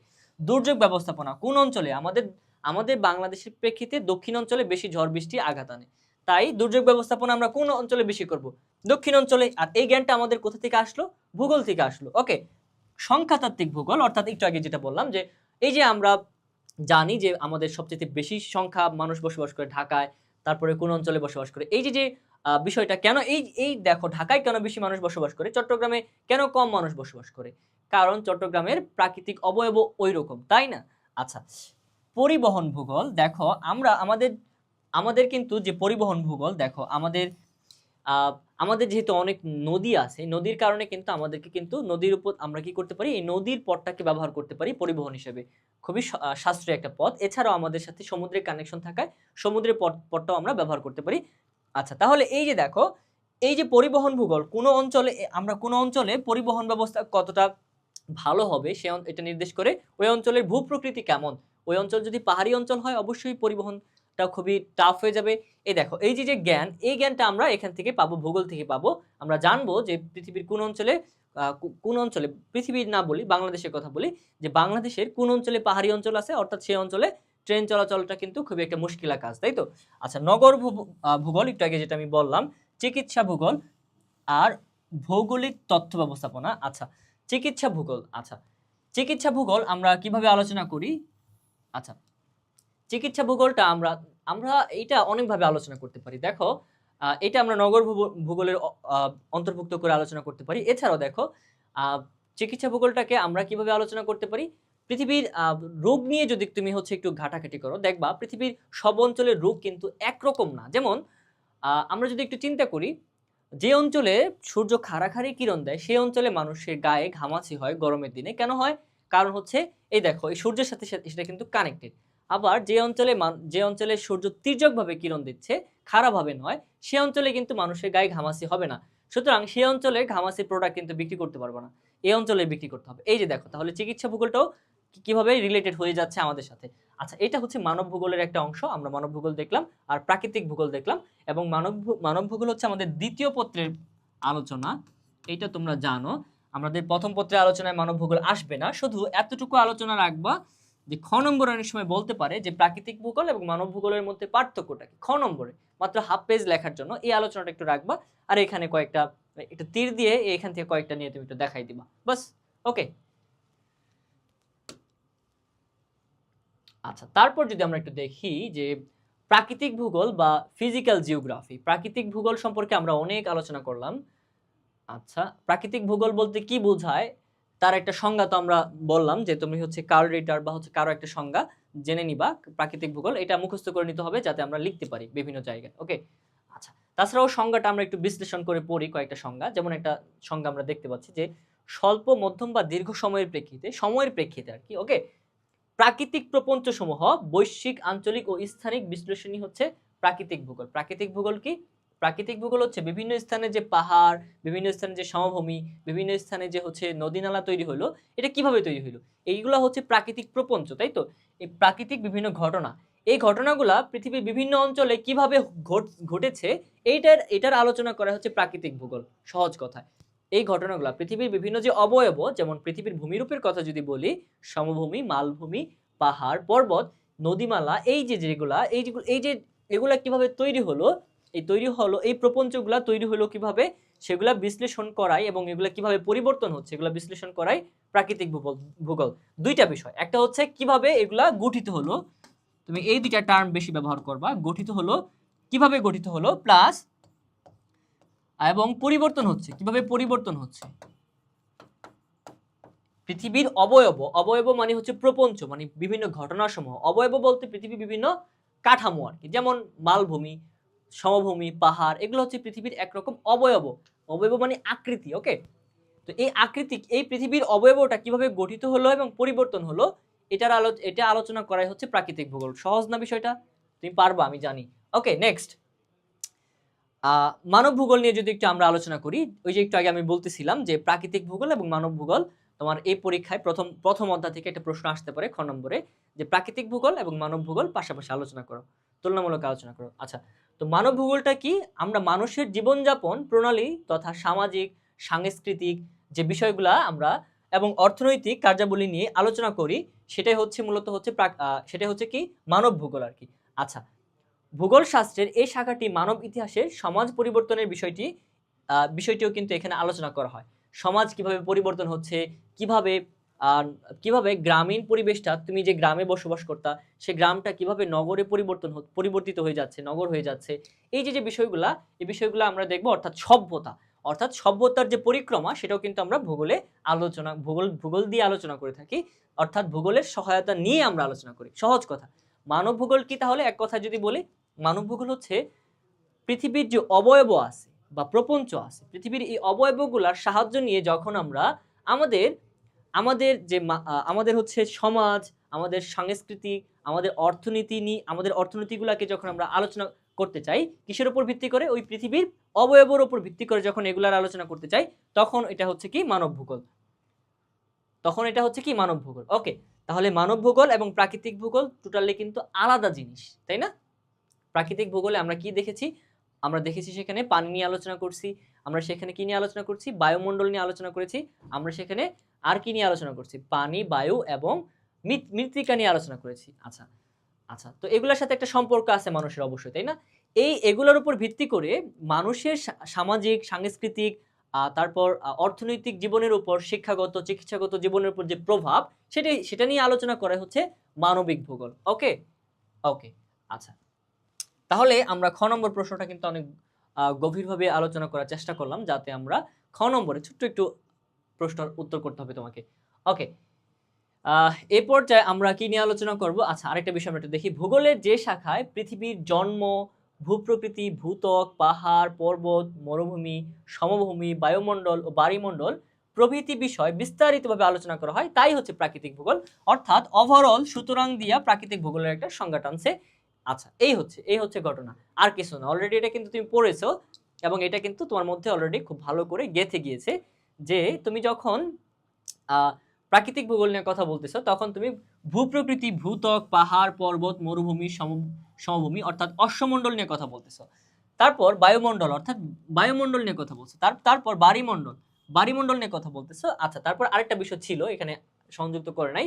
আচ্ছা আচ্ছা, এই তিনটা বিষয় নিয়ে মূলত হচ্ছে আমরা বেশি কথা বলবো, এবং জীবমণ্ডল নিয়েও কিন্তু কিছুটা কথা বলবো। তবে জীবমণ্ডলের মূল আলোচ্য বিষয় হচ্ছে মানব ভূগোলে কিন্তু। ওকে, আচ্ছা, তাহলে এই বিষয় নিয়ে আলোচনা করাটাই হচ্ছে প্রাকৃতিক ভূগোলের কাজ, আমরা এটা জানি। নেক্সট, এই বিষয়গুলো আমরা আলোচনা করেছি, এখান থেকে আমাদের তেমন একটা প্রশ্ন আসবে না। আমরা বলেছি শুরুতে, দেখো রোমান যুগে একবার শুরুতে পৃথিবী নিয়ে তেমন একটা মানুষের ধারণা ছিল না, পরবর্তীতে আস্তে আস্তে ধারণা বৃদ্ধি পায়, এবং পরবর্তীতে বর্তমান সময়ে আমরা পৃথিবী নিয়ে যে ধারণাটা রাখি সেটা হচ্ছে দুইটা মিলিয়ে আর কি। প্রাকৃতিক যে অবয়ব আছে এবং পৃথিবীতে যে মানুষ বসবাস করে, বা পৃথিবীতে যে জীবজগৎ আছে, এই জীবজগৎকে মিক্সড করে, অর্থাৎ কিসের সাথে? মানব ভূগোলের প্রাকৃতিক ভূগোলের যে বিষয়গুলা, পানি, বায়ু, মৃত্তিকা, এগুলোর সাথে জীবজগতের যে সম্পর্ক, এটা মিক্স করে বর্তমানে কিন্তু আমরা আলোচনা করি। অর্থাৎ বর্তমানে আমরা এই পর্যন্ত চলে এসেছি। আচ্ছা, অর্থাৎ ক্রমান্বয়ে আমাদের জ্ঞান কিন্তু ভূগোল সম্পর্কে বেড়েছে। অর্থাৎ দেখো, পরিবেশ প্লাস মানুষ, পূর্বে কিন্তু পরিবেশ প্লাস মানুষ ছিল না। ধীরে ধীরে আমরা আমাদের জ্ঞান বৃদ্ধি করতে পেরেছি এখানে। আচ্ছা, আমি একটু আগে তোমাদেরকে একজন গুরুত্বপূর্ণ ভূগোলবিদের কথা বলেছিলাম, তার নাম হচ্ছে কার্ল রিটার, এবং আধুনিক ভূগোলের জনক বলা হয় কার্ল রিটারকে। আমি তোমাদেরকে এটা বলেছিলাম, কার্ল রিটারের এই সংজ্ঞাটা আমরা নিতে পারি প্রাকৃতিক ভূগোলের। আচ্ছা, তুমি এটাও কিন্তু তোমাদেরকে বলে রাখিছিলাম। আচ্ছা, আরো কয়েকটা সংজ্ঞা আছে, বাট আমাদেরকে কিন্তু সেই সংজ্ঞাগুলো প্রয়োজন নাই। দেখি কি কি সংজ্ঞা আছে। আচ্ছা, মার্কিন ভূগোলবিদ আলেকজান্ডার ভন হামবেল্ট, এই আলেকজান্ডার ভন হামবেল্টের কথাও কিন্তু আমি তোমাদেরকে বলেছিলাম, প্রাকৃতিক ভূগোলের জনক বলা হয় যাকে। আচ্ছা, আমরা অনেকগুলো সংজ্ঞা পাইলাম, কয়টা পড়তে হবে? একটা। ওকে, নেক্সট, তাহলে ওভারঅল পড়াশোনায় আমাদের কি অর্জন হইল? আমরা একটা চিত্র পেয়েছি, তাই না? প্রাকৃতিক ভূগোলের আমরা একটা সংজ্ঞা পেলাম, তাই না? এই দুইটা বিষয় আমাদের অর্জন আপাতত। আচ্ছা, আমরা আরেকটা বিষয় পেয়েছি যে আমরা হচ্ছে মানব ভূগোল এবং প্রাকৃতিক ভূগোলের মধ্যে তুলনামূলক পার্থক্য বের করতে পারি। আচ্ছা, অর্থাৎ আমরা এই তিনটা জিনিস ওভারঅল কিন্তু পেয়েছি। আচ্ছা, এই পর্বে আমরা মূলত হচ্ছে প্রাকৃতিক ভূগোলের যে প্রকৃতিটা আছে, বা প্রাকৃতিক ভূগোল মূলত আমরা প্রাকৃতিক ভূগোল বলতে কি বোঝাই, এর প্রকৃতিটা কি বা বৈশিষ্ট্যটা কি, এটা নিয়ে মূলত আলোচনা করব। আচ্ছা, তো এটা আমাদের খ নম্বরে অনেক সময় আসতে পারে যে প্রাকৃতিক ভূগোলের বৈশিষ্ট্যটা কি বা প্রকৃতি কি। সেক্ষেত্রে আমরা অর্থাৎ প্রাকৃতিক ভূগোল নিয়ে আমরা যে প্রারম্ভিক যে আলোচনা করেছি সেই আলোচনায় মূলত আমাদের এখানে কাজে দিবে। আচ্ছা, চলো আমরা বিষয়টা নিয়ে আলোচনা করি। আচ্ছা, প্রাকৃতিক ভূগোলে যখন প্রকৃতি আমরা আলোচনা করব তখন আমরা তিনটা বিষয় বলবো। সেটা হচ্ছে একটা হচ্ছে যে কিভাবে গঠিত হলো পৃথিবীর এই যে ভূমিরূপ বা পৃথিবীর বিভিন্ন জায়গার যে পৃথিবীর যে অবয়ব বা পৃথিবীর যে প্রপঞ্চসমূহ ঘটনাসমূহ, যেমন আমরা বায়ুর কথা বলি, পানির কথা বলি, মাটির কথা বলি, এটা কিভাবে গঠিত হলো, এটা আমাদের প্রথম একটা প্রসঙ্গ যে এটা কিভাবে গঠিত হলো। আরেকটা বিষয় হচ্ছে এইটা কিভাবে পরিবর্তিত হচ্ছে, এই যে বিষয়গুলা জলবায়ু কিভাবে পরিবর্তিত হচ্ছে, কিভাবে শীত গিয়ে আবার গরম আসতেছে। আচ্ছা, এই যে বিষয়গুলা সেই বিষয়গুলা আমাদের আমাদের জানতে হবে। কিভাবে নদীর মাধ্যমে আমরা দেখব যে সাগরের বুকে গিয়ে পলি জমা হওয়ার মাধ্যমে আমরা দেখব সেখানে আবার নতুন একটা ভূমি তৈরি হয়েছে। আচ্ছা, এটাকে আমরা বদ্বীপ বলি। তো এই যে এভাবে কিভাবে হচ্ছে পৃথিবীর বিভিন্ন ঘটনা পরিবর্তিত হচ্ছে, অবয়ব পরিবর্তিত হচ্ছে, সেটা আমরা আলোচনা করব। অর্থাৎ এটাও কিন্তু প্রাকৃতিক ভূগোলের একটা প্রকৃতি বা বৈশিষ্ট্য। আরেকটা বৈশিষ্ট্য হচ্ছে জীবজগতের সাথে এই প্রাকৃতিক ভূগোলের একটা সম্পর্ক আছে। সংক্ষিপ্ত আকারে এই সম্পর্কটাও আমরা বলবো, তুলে ধরবো। আচ্ছা, এটা হচ্ছে মূলত প্রাকৃতিক ভূগোলের একটা প্রকৃতি। ওকে, আচ্ছা, প্রাকৃতিক ভূগোল তাহলে আমরা বলতে পারি এই তিনটা বিষয় হচ্ছে মুখ্য। এর বাইরে আমরা যে বিষয়টা বলবো, প্রথমে বলবো যে প্রাকৃতিক ভূগোল নিয়ে প্রথমে আলোচনা করতে গেলে আমরা কাকে নিয়ে আলোচনা করবো? অবশ্যই আমরা পৃথিবীকে নিয়ে আলোচনা করতেছি। অর্থাৎ আমাদের পৃথিবী নামক গ্রহটা হচ্ছে আমাদের আলোচনার মূল বিন্দুতে আছে। আচ্ছা, তারপর যদি দেখি যে প্রাকৃতিক ভূগোলের প্রকৃতি হচ্ছে গতিশীলতা, তাই না? প্রাকৃতিক বিষয়গুলি বর্ণনা এবং বিশ্লেষণ করা। অর্থাৎ এই যে পৃথিবীর বুকে যে পানি রাশি আছে, বায়ুমণ্ডল আছে, পৃথিবীর বুকে যে অশ্বমণ্ডল আছে, এগুলো সম্পর্কে একটা বর্ণনা দেয়া এবং এগুলা কিভাবে পরিবর্তিত হচ্ছে এটাকে বলি গতিশীল। অর্থাৎ এই গতিশীল পৃথিবী কিভাবে পরিবর্তিত হচ্ছে এটার বর্ণনা দেয়া হচ্ছে প্রাকৃতিক ভূগোলের একটা প্রকৃতি, তাই তো? আচ্ছা, এটা নিয়ে আমরা মূলত হচ্ছে আলোচনা করব। এটা মূলত খ নম্বরে একটা প্রশ্ন আসতে পারে। আচ্ছা, তাহলে প্রাকৃতিক ভূগোলের এবার আমরা একটু দেখি যে প্রাকৃতিক ভূগোলের আলোচ্য বিষয় কি কি কি নিয়ে প্রাকৃতিক ভূগোল আলোচনা করে। দেখো, প্রাকৃতিক ভূগোলের প্রকৃতি বলো, আলোচ্য বিষয় বলো, যাই বলো না কেন, সবকিছুকে তুমি একটা নোটে আনবা। অর্থাৎ প্রাকৃতিক ভূগোল বলতে আমরা কি বুঝি, এখানে কি কি বিষয় আছে, সেই বিষয়টা থেকে তুমি খ নম্বরে আসলেই কিন্তু এই যে প্রাকৃতিক ভূগোলের আলোচ্য বিষয় কি বা প্রকৃতি কি, খ নম্বরে যদি চাই তাহলে তুমি উত্তর করতে পারবা। মূলত হচ্ছে দেখো, খ নম্বরটা কিন্তু তুমি উত্তর করতে পারবা। ওকে, তুমি সবগুলাকে একসাথে, বিষয়গুলাকে একসাথে আনবা, একসাথে আনে একটা প্রশ্ন তৈরি করবো। আমি তোমাকে বলেছি কিন্তু এটা। আচ্ছা, আলোচ্য বিষয় কি কি, এখানে আমরা কি কি আলোচনা করি? পৃথিবী পৃষ্ঠ অর্থাৎ পৃথিবীর একেবারে উপরিভাগ এবং এখানে যে জীব এবং অজীব দুটোটা নিয়ে কিন্তু আলোচনা করি প্রাকৃতিক ভূগোলে। বিশ্ব প্রকৃতিতে তথা মহাবিশ্বে সৌরজগতের উৎপত্তি, অর্থাৎ এই যে সৌরজগৎ এবং সূর্যের পরে যে হচ্ছে যে তারপর হচ্ছে কোন গ্রহটা, সূর্যের পাশে যে গ্রহ, আচ্ছা, দ্বিতীয় গ্রহ, প্রথম গ্রহ কোনটা? বুধ, তারপরে শুক্র, তারপরে পৃথিবী, তাই না? অর্থাৎ এই যে পৃথিবী সূর্যকে কেন্দ্র করে ঘুরে আছে এবং সূর্যকে কেন্দ্র করে আরো 8টা গ্রহ ঘুরে এবং এই প্রত্যেকটা গ্রহের কয়েকটা বেশ কয়েকটা কিন্তু উপগ্রহ আছে। এইটাকে মূলত আমরা একটা সৌরজগৎ বলি। সৌরজগতের কোন গ্রহটা নিয়ে আমাদের পড়বো? আমরা হচ্ছে মূলত পৃথিবীটাকে নিয়ে পড়বো। আচ্ছা, তো আমরা তাহলে সৌরজগতের উৎপত্তি এবং বিকাশ নিয়েও তাহলে অধ্যয়ন করি এবং এই অধ্যয়ন কিন্তু আমাদের এই প্রাকৃতিক ভূগোলের আলোচ্য বিষয়। কারণ প্রাকৃতিক ভূগোল, এই পৃথিবী কিন্তু এই সৌরজগৎ থেকে আসছে, তাই তো? আচ্ছা, পৃথিবীর উৎপত্তি এবং আকার, আয়তন সহ সকল প্রকারের প্রপঞ্চ যেগুলো আছে, সকল প্রকারের ঘটনা নিয়ে কিন্তু আমরা আলোচনা করি। পৃথিবীর আকার কেমন, পৃথিবী দেখতে কেমন, পৃথিবীর কোথায় মালভূমি আছে, কোথায় কি কোথায় সমভূমি আছে, কোথায় একটু গোল, এই বিষয়গুলো কিন্তু আমরা আলোচনা করি, তাই তো? পৃথিবীতে শক্তির উৎস কোনটা? পৃথিবীতে শক্তির উৎস কিন্তু সূর্য সবচেয়ে বড় শক্তির উৎস। এছাড়াও গ্যাস আছে, এছাড়াও আমরা দেখব প্রাকৃতিক শক্তির মাধ্যমে কিন্তু মানব কি কি করতে পারে, সেখান থেকে শক্তি আহরণ করতে পারে। তাহলে পৃথিবীর শক্তির উৎস, যে প্রধান শক্তির উৎস যে পৃথিবী, সেটা সম্পর্কে আমরা আলোচনা করব কোথায়? মানব ভূগোলে নাকি প্রাকৃতিক ভূগোলে? অবশ্যই মানব ভূগোলে। ব্যবহার এবং পুনর্ব্যবহার আলোচনা করি। অর্থাৎ পৃথিবীতে যে সূর্য আসে, সূর্য তো পৃথিবীর প্রধান শক্তি দিয়ে যায়। অর্থাৎ উদ্ভিদ বা প্রাণী জগৎ যে বেঁচে আছে এই সূর্যের জন্যই আছে। এছাড়াও পৃথিবীতে কিন্তু কয়লা আমরা দেখব, খনিজ পদার্থ পাবো, কয়লা, গ্যাস। আচ্ছা, তাহলে এগুলো হচ্ছে আমাদের জন্য খুবই গুরুত্বপূর্ণ। অর্থাৎ এই যে বিষয়গুলো আছে, এগুলো কি প্রাকৃতিক ভূগোল না মানবিক ভূগোলের আলোচ্য বিষয়? অবশ্যই প্রাকৃতিক ভূগোলের আলোচ্য বিষয়। ওকে, যদি বলি যে এগুলার সাথে মানুষের সম্পর্ক, অর্থাৎ মানুষ এগুলা কিভাবে সংরক্ষণ করে, তখন কিন্তু সেটা মানব ভূগোলের আলোচ্য বিষয় হয়ে যাবে। ওকে, আচ্ছা, ভূমিরূপ গঠনকারী শক্তিসমূহের আলোচনা করো। করা আমরা, অর্থাৎ এখানে আর কি কি আলোচনা করব, ভূমি কিভাবে গঠিত হলো। অর্থাৎ পৃথিবী একটা পর্যায়ে বলা হয় যে পৃথিবী একটা পর্যায়ে উত্তপ্ত গ্যাসপিণ্ড ছিল এবং তারপর পরবর্তীতে আস্তে আস্তে সেটা শীতল হয় এবং সেটা আস্তে আস্তে একটা বিক্ষিপ্ত হয়ে আস্তে আস্তে শীতল হয়ে সেটা একটা ভূমিরূপ তৈরি করে এবং এক পাশে আমরা দেখব একটা ভূমিরূপ উঁচু থাকে, একটা ভূমিরূপ নিচু থাকে। উঁচু ভূমিরূপটা আমরা সেটাকে বলি মহাদেশ এবং নিচু ভূমিরূপটা পরিপূর্ণ হয়ে যায় পানি দিয়ে এবং সেটাকে বলি আমরা মহাসাগর বলি আর কি মূলত। আচ্ছা, এভাবে কিন্তু পৃথিবী নিয়েও কিন্তু তাহলে আলোচনা করি। তো পৃথিবীর এই আলোচনাটা কি প্রাকৃতিক ভূগোলের আলোচনা নাকি মানব ভূগোলের আলোচনা, এটা তোমরা উত্তর দিতে পারো। ভূমিরূপ গঠনকারী শক্তিসমূহ বললাম, প্রাকৃতিক নিয়ম ব্যাধি আলোচনা করা। এই যে পৃথিবীর নিচে যে প্লেট আছে, প্লেট সংঘর্ষ হইলে যে ভূমিকম্প হবে, এটা তো একটা প্রাকৃতিক নিয়ম। এই যে পানি চক্র, পৃথিবীর বুকে যখন সূর্য কিরণ দেয় তখন সেখান থেকে পানি বাষ্প করে উপরে নিয়ে যায় এবং নির্দিষ্ট তাপমাত্রা যত উচ্চতা বাড়তে থাকে বায়ুমণ্ডলের তাপমাত্রা কিন্তু কমতে থাকে, ফলে শীতল হয়ে সেই পানিগুলা আবারও পৃথিবীর বুকে ঝরে পড়ে, সেটাকে আমরা বৃষ্টি বলি। এই যে দেখো প্রতিনিয়ত যে ঘটনাগুলো ঘটতেছে এগুলো তো পৃথিবীর নিয়মতান্ত্রিক ঘটনা, তাই না? এই ঘটনাগুলো আমরা আলোচনা করব কি মানব ভূগোলে নাকি প্রাকৃতিক ভূগোলে? অবশ্যই প্রাকৃতিক ভূগোলে। ওকে, প্রকৃতির সক্রিয় উপাদান হিসেবে মানুষের কর্মকাণ্ড বিবেচনা করা। প্রকৃতির একটা সক্রিয় উপাদান হিসেবে আমরা মানুষের কর্মকাণ্ডকে বিবেচনা করব, এটাও কিন্তু মানব ভূগোলের না প্রাকৃতিক ভূগোলের। আচ্ছা, তাহলে এইটা কিভাবে মানব ভূগোলের না প্রাকৃতিক ভূগোলের, এটা একটু আমাদের মাথায় কনফিউশন থাকতে পারে যে প্রকৃতির সক্রিয় উপাদান। এই যে পৃথিবীতে যে জীবমণ্ডল আছে সেই জীবমণ্ডল এক্সিস্ট করে, এই জীবমণ্ডল এক্সিস্ট করে এবং জীবমণ্ডল কোথায় কোথায় এক্সিস্ট করে, এই যে বর্ণনাটা, এটা হচ্ছে প্রাকৃতিক ভূগোল। বাট মানব ভূগোল কোনটা? এই জীবমণ্ডলের সাথে আমরা যখন বলবো যে এই প্রাকৃতিক এই অঞ্চলের কারণে, যেমন এই বরফযুক্ত অঞ্চলের কারণে মানুষ এই আচরণ করতেছে, তখন সেটা মানব ভূগোল হয়ে যাবে কিন্তু। আচ্ছা, অর্থাৎ ওই অঞ্চলের জন্য মানুষের আচরণ পরিবর্তন নিয়ে যখন আলোচনা করব তখন এটা মানব ভূগোল।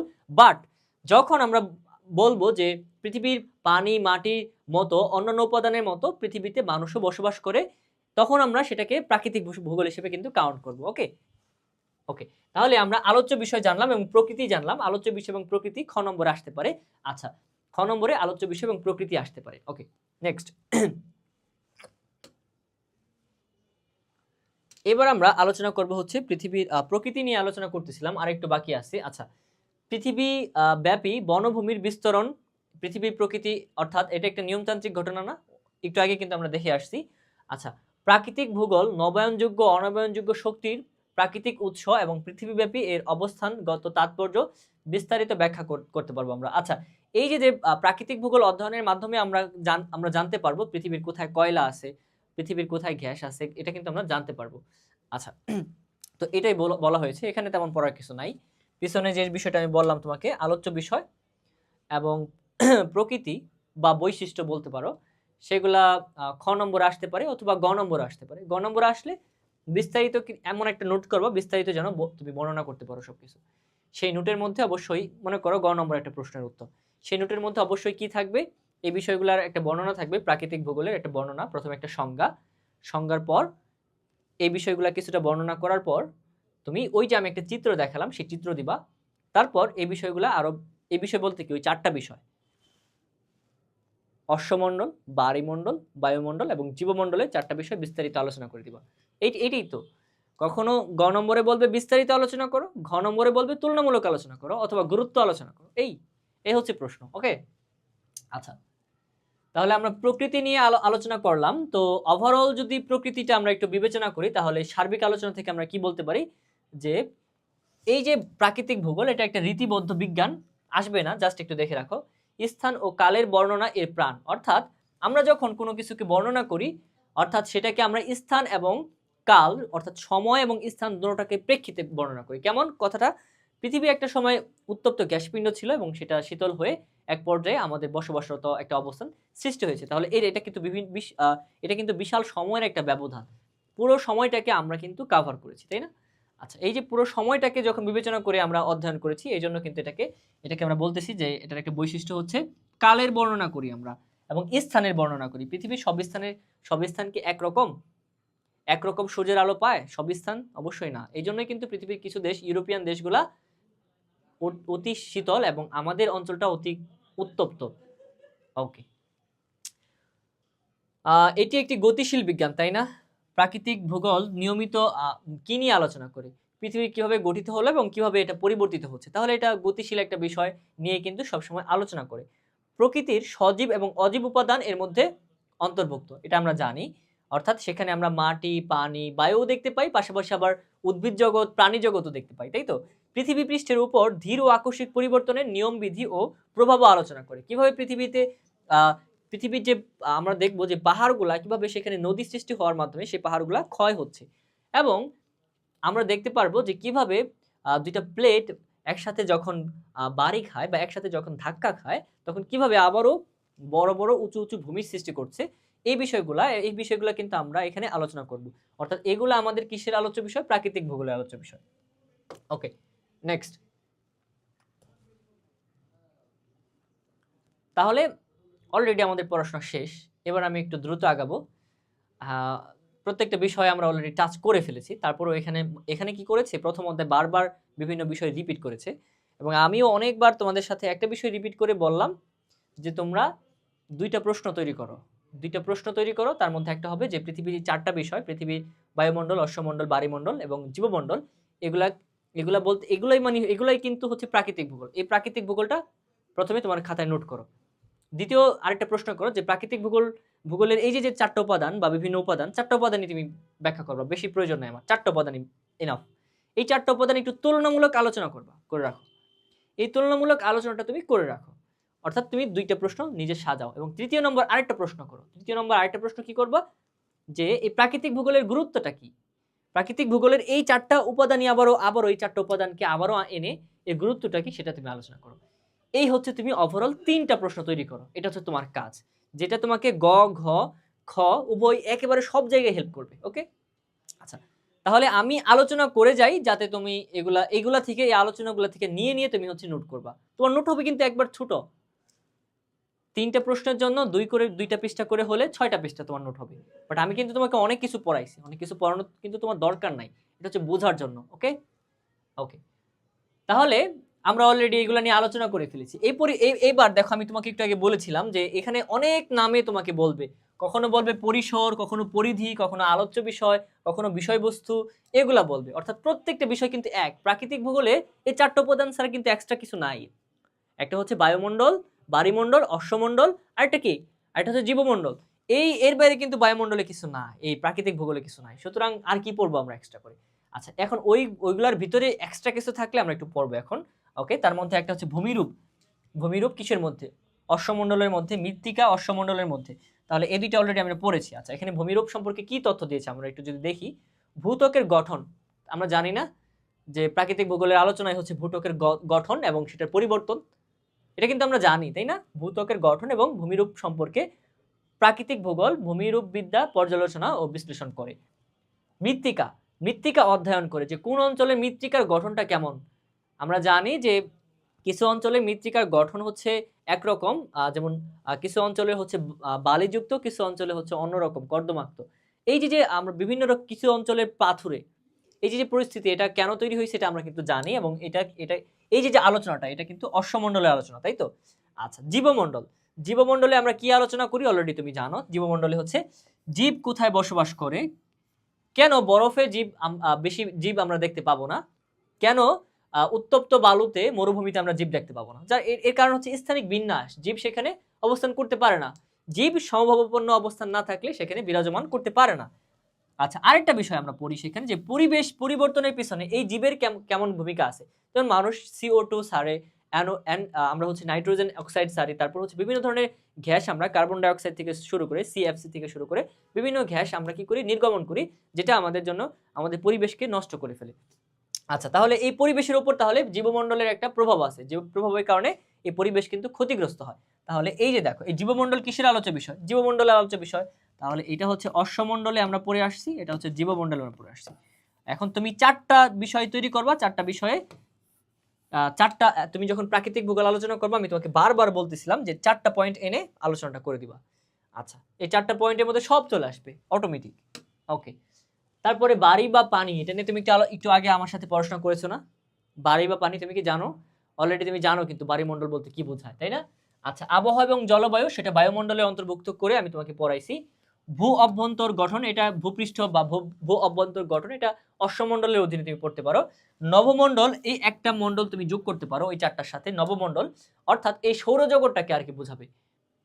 অর্থাৎ পৃথিবী যে আসলো, আমরা তো পৃথিবী নিয়ে এতক্ষণ কথা বললাম, পৃথিবী যে আসলো, পৃথিবী যে একটা সৌরজগতের অংশ, সেই সৌরজগতের অংশ হিসেবে যখন আমরা আলোচনা করি, অর্থাৎ মহাজগৎ নিয়ে যখন আলোচনা করব, সেটাকে আমরা বলবো নবমণ্ডল। তাহলে আমরা আরেকটা অংশ যুক্ত করতে পারি নবমণ্ডল, আর বাদ বাকিগুলো আমাদের অলরেডি পড়া। আচ্ছা, এবার আবার আমাদেরকে বলতেছে যে প্রাকৃতিক ভূগোলের বিষয়বস্তু। দেখো বারবার আমাদেরকে বিভিন্ন নামে কিন্তু আমাদের কাছে জানতে চাইতেছে, বাট জিনিস কিন্তু একই, তাই না? আচ্ছা, প্রাকৃতিক ভূগোলের বিষয়বস্তু হিসেবে আমরা অনেক কিছু পড়বো না, আমরা অনেক কিছু আমাদের এখানে দেয়া আছে, তুমি পড়তে পারো, বাট আমি তোমাকে সাজেস্ট করব ওই 4টা বা ওই 5টা বিষয় তুমি দিবা। এর মধ্যে একটা হচ্ছে ভূমিরূপবিদ্যা, যেটাকে আমরা অশ্বমণ্ডল নামে চিনি, বাড়িতত্ত্ব, বাড়িমণ্ডল নামে চিনি আমরা, হিমবাহ তত্ত্ব প্রয়োজন নাই, জলবায়ুবিদ্যা, এই জলবায়ুবিদ্যাটা হচ্ছে বায়ুমণ্ডলের অন্তর্ভুক্ত হিসেবে আমরা চিনি, অর্থাৎ বায়ুমণ্ডল হিসেবে আমরা চিনি এটাকে। আর জীবভূগোল হিসেবে তো জীবমণ্ডল হিসেবে তো আমরা চিনি সেটাকে। আর বাকিগুলা দেখো, যেমন সমুদ্র বিজ্ঞান, হিমবাহ তত্ত্ব, এগুলা অটোমেটিক চলে যায় জলবায়ুবিদ্যার মধ্যে আর কি, অটোমেটিক চলে যায়। আর সরি, সমুদ্র বিজ্ঞান চলে যায় হচ্ছে বাড়ি তত্ত্বের মধ্যে, অটোমেটিক একটা আরেকটার মধ্যে অন্তর্ভুক্ত হয়ে যায়। সুতরাং হিজিবিজি করে পড়ার দরকার নাই, তুমি একটু গুছায় পড়ো। ওকে ওকে, তাহলে আমি তোমাদেরকে বলেছিলাম পরিসর আসুক, বিষয়বস্তু আসুক, আলোচ্য বিষয় আসুক, উপাদান আসুক, সব এক, সব এক। তোমার 3টা প্রশ্ন নোট করতে হবে, এটা আমি তোমাকে বলে দিছি, আর বলবো না। ওকে, নেক্সট। আচ্ছা, যেহেতু এখানে বিষয়বস্তুগুলা উল্লেখ করা আছে, তো এই বিষয়বস্তুগুলা সম্পর্কে আমরা একটু হালকাভাবে একটা আলোচনা করে যাই। অলরেডি অনেকটা করেছি, এবং যেগুলো করেছি সেগুলো স্কিপ করব। চলো, অশ্বমণ্ডল বা ভূমিরূপবিদ্যা সম্পর্কে তোমরা অনেকটা জানো, যে কিভাবে ভূমি গঠিত হয়, পরিবর্তিত হয়, সেগুলাই বলে আর কি। এবং সেখানে আমরা আলোচনা করি প্লেট সঞ্চালন, অর্থাৎ পৃথিবীর, এই যে পৃথিবী যদি চিন্তা করি, পৃথিবীর এখানে প্লেট আছে, 2টা প্লেট, কি হইলে কি হয়, প্লেট নিয়ে কিন্তু অলরেডি একটু আলোচনা করলাম, তাই না? এইগুলা নিয়ে গভীর আলোচনা করব আমরা সামনের অধ্যায়গুলোতে, ঠিক আছে? কিন্তু এখানে কিন্তু গভীর আলোচনা প্রয়োজন নাই, তোমাকে আমি একটা পদ্ধতি নোট করতে বলছি, সেই নোটটা করবা তুমি। ওকে, এখানে জাস্ট এখান থেকে এই তথ্যগুলো নিয়ে সেই নোটটা করবা। ভূমিকম্প, আগ্নেয়গিরি, সুনামি, শিলা, খনিজ ইত্যাদি হচ্ছে কিসের আলোচ্য বিষয়? ভূমিরূপবিদ্যা বা এই অশ্বমণ্ডলে আমরা আলোচনা করে থাকি বিষয়গুলো। পৃথিবীর কোন অঞ্চলে উঁচু, কোন অঞ্চল নিচু, কোন অঞ্চল মালভূমি আছে, কোন অঞ্চলে পাহাড় আছে, কোন অঞ্চলে সূর্য তির্যকভাবে কিরণ দেয়, এগুলা সব কি, এগুলা এই অশ্বমণ্ডলের অন্তর্ভুক্ত হিসেবে আমরা আলোচনা করব। ওকে, তারপর যদি আমরা দেখি বাড়িতত্ত্ব, এটা সম্পর্কে অলরেডি জানো, অর্থাৎ বাড়িমণ্ডল, পৃথিবীর পানির কথা বলা হচ্ছে। পৃথিবীর অধিকাংশ পানি কোথায় আছে তোমরা এটাও জানো, পৃথিবীর অধিকাংশ পানি আছে সাগরে, 71% পানি, 29% কি, 29 ভাগ হচ্ছে আমাদের স্থলভাগ, এটা তোমরা অলরেডি জানো, এবং এই তথ্য কিন্তু অলরেডি দিয়ে দিয়েছি তোমাদেরকে। আচ্ছা, সুতরাং বাড়িমণ্ডলের অন্তর্ভুক্ত বিষয়গুলো কি কি হবে বলো তো? বাড়িমণ্ডলের অন্তর্ভুক্ত বিষয় হবে নদীর পানি হবে, অবশ্যই জোয়ার ভাটা হবে, এগুলো তুমি অলরেডি জানো, সাগর হবে, সমুদ্র স্রোত হবে, সমুদ্রের উপকূল, অর্থাৎ তোমাকে প্রশ্ন করে যে সমুদ্র উপকূল, সমুদ্র স্রোত নিয়ে যদি, সমুদ্র স্রোত কিসের আলোচ্য বিষয়, তখন তুমি বলতে পারবা সেটা হচ্ছে বাড়িতত্ত্ব বা বাড়িমণ্ডলের আলোচ্য বিষয়। ওকে, হিমবাহ নিয়ে যদি আলোচনা করি, দেখো হিমবাহ বলতে কি বোঝায়? হিমবাহ বলতে আমরা জানি পৃথিবীর দিকে যদি আমরা একটু চলে যাই, পৃথিবীর একেবারে উত্তরে তির্যক, এবং এই উত্তরে সূর্য তির্যকভাবে কিরণ দেয়, অর্থাৎ সূর্য এই দিকটায় বেশি স্পষ্টভাবে খারাপভাবে কিরণ দেয়, বাট এই দিকগুলায় সূর্য তেমন একটা খারাপভাবে কিরণ দিতে পারে না। ফলে কি হয়, পৃথিবীর এই দিকগুলাতে বরফ জমে আছে, অর্থাৎ এই দিকগুলাতে আমরা যদি একটু লক্ষ্য করি, উত্তরে আছে উত্তর সাগর, এবং দক্ষিণে আছে আমরা দেখব দক্ষিণে আরেকটা মহাসাগর আছে।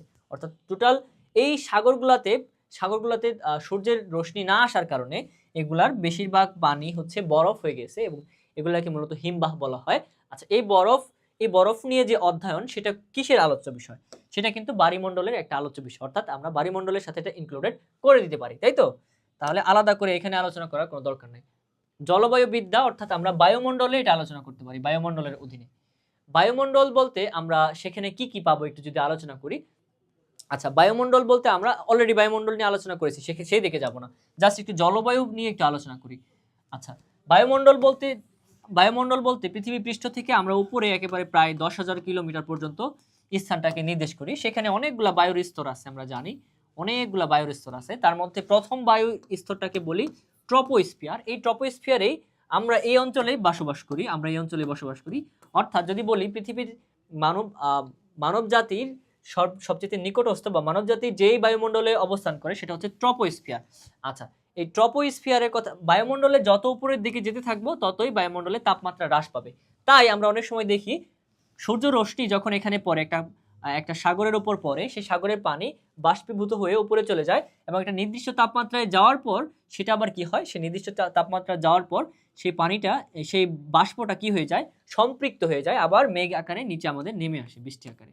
আচ্ছা, তাহলে এই যে মেঘ আকারে আবার বৃষ্টি আকারে যে নেমে আসলো, এই ঘটনাটা কিন্তু আমরা বায়ুমণ্ডলে আলোচনা করি, তোমরা অলরেডি জানো। তাহলে বায়ুমণ্ডল সম্পর্কে অলরেডি তুমি ধারণা পেয়েছো, তাই তো?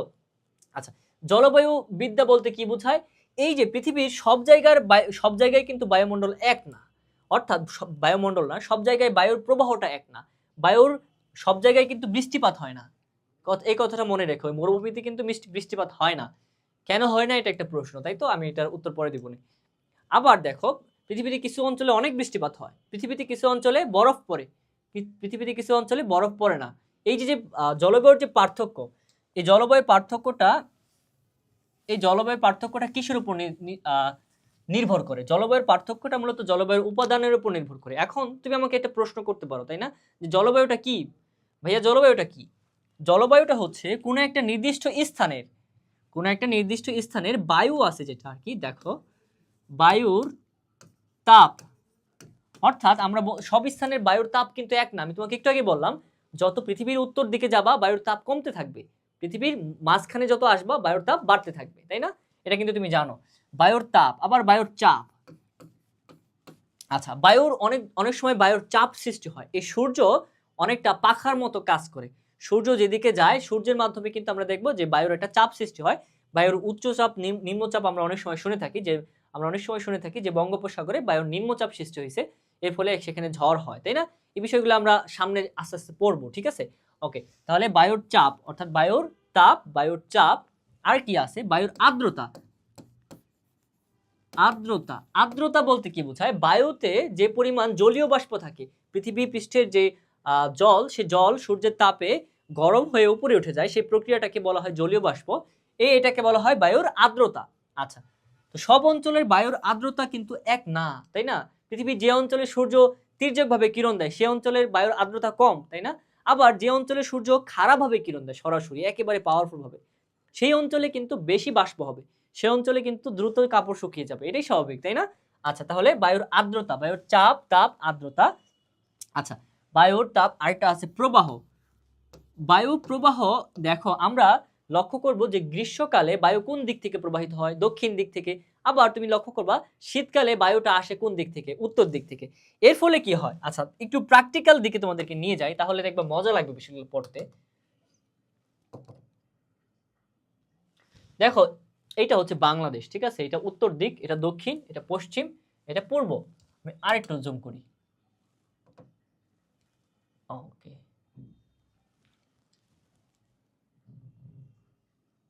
আচ্ছা, দেখো এই অঞ্চলটায় হচ্ছে পাহাড় আছে। এই অঞ্চলটায় কি পাহাড় আছে বলো তো, দেখি বলতে পারো কিনা? হিমালয় পর্বতমালা আছে এই অঞ্চলটা। হ্যাঁ, এই অঞ্চলটা, এই দেখো, এই অঞ্চলে এই যে যে 0 ডিগ্রি, অর্থাৎ সূর্য যে কিরণ দেয়, মূলত সূর্য এই বরাবর খারাপভাবে কিরণ দেয়, আস্তে আস্তে যত ওদিকে যাবে তির্যক হবে কিরণটা, তাই তো? এই অঞ্চলে সূর্য অত খারাপভাবে কিরণ দিতে পারে না, তির্যকভাবে কিরণ দেয়, যে কারণে এই অঞ্চলে আমরা দেখব বরফ এবং শীত বেশি। এবং এই অঞ্চলে পাহাড় আছে, কিন্তু একটু লক্ষ্য করো, শীতকালে আমরা দেখব যে উত্তর দিক থেকে বাতাস আসে। তাই যখন আমাদের এই শীতকালে উত্তর দিক থেকে যখন বাতাস আসে, বাতাসের অর্থাৎ বায়ুর যে প্রবাহের দিক, এই যখন উত্তর দিক থেকে আসে, তখন আমরা লক্ষ্য করব এই উত্তর দিক থেকে আসার কারণে, যেহেতু উত্তর দিকে কি আছে, বরফ আছে, তাই সেখান থেকে যে বায়ুটা আসে সেটা শীতল হয় এবং আমাদের দেশে শীত পড়ে। এবং দেখো, আবার গরমকালে আমরা দেখব আমাদের বায়ুটা আসে এই অঞ্চল থেকে। এই অঞ্চল থেকে আসার কারণে বায়ুটা হয় উষ্ণ হয় এবং অনেক সময় বৃষ্টিপাত বেশি হয়। শীতকালে কিন্তু বৃষ্টিপাত কম হয়। কেন কম হয়? ওই অঞ্চলে তো হচ্ছে সমুদ্র নাই, এই অঞ্চলে সমুদ্র আছে। যখন দক্ষিণ দিক থেকে বাতাস বয়ে যায় সমুদ্রের উপর দিয়ে, তখন জলীয় বাষ্প ধারণ করে নিয়ে যায় এবং তখন এই জলীয় বাষ্প আমাদের দেশে নিয়ে যায়, তখন আমাদের এই অঞ্চলে বৃষ্টিপাত হয়। তাহলে দেখো, আমি এই বিষয়টা বোঝানোর জন্য আনলাম যে এটাকে বলা হয় বায়ুর প্রবাহ। আরেকটা বিষয় হচ্ছে বৃষ্টিপাত বা বারিপাত। বারিপাত অনেকগুলা ফর্মে হতে পারে, তুষারপাত, বারিপাত, তারপর আমরা কুয়াশা বলি যেটাকে, কুয়াশা, ঝিরঝির বৃষ্টি, বৃষ্টিপাত, এটা অনেকভাবে আমরা বলতে পারি। আচ্ছা, তাহলে এই হচ্ছে 5টা উপাদান। কিসের উপাদান এগুলা? এগুলো হচ্ছে জলবায়ুর উপাদান। পরীক্ষায় আমাদের বেলা 2021-22 যে সেশন ঢাকা ইউনিভার্সিটি, সেখানে এই প্রশ্নটা করেছে যে নিচের কোনটি জলবায়ুর উপাদান নয়? অর্থাৎ এই 5টা, 3টা এখান থেকে 3টা দিয়ে দিছে, আরেকটা এক্সট্রা বলছে এখান থেকে। ওকে, এই 3টা বলছে, এই 3টা, তাহলে যারা এই 5টা জানে, অর্থাৎ এই 3টা দিয়ে দেওয়ার ফলে অন্য একটা কিন্তু ফাইন্ড আউট করা ইজি, অনেকটা ইজি, তাই না? তাহলে দেখো কোনটি উপাদান নয় এই প্রশ্নটা আসছে, সুতরাং খুবই গুরুত্বপূর্ণ। ভূগোল কিন্তু খুবই গুরুত্বপূর্ণ, এটা তোমাকে সারা জীবন সহায়তা করবে। জাস্ট আচ্ছা, আমরা আগাই। তাহলে আমরা জলবায়ুবিদ্যা, অর্থাৎ আমরা আমরা একটা প্রশ্ন করেছিলাম, আমাকে একটা প্রশ্ন করেছিলা তোমরা, যে জলবায়ু বলতে কি বুঝবো আমরা?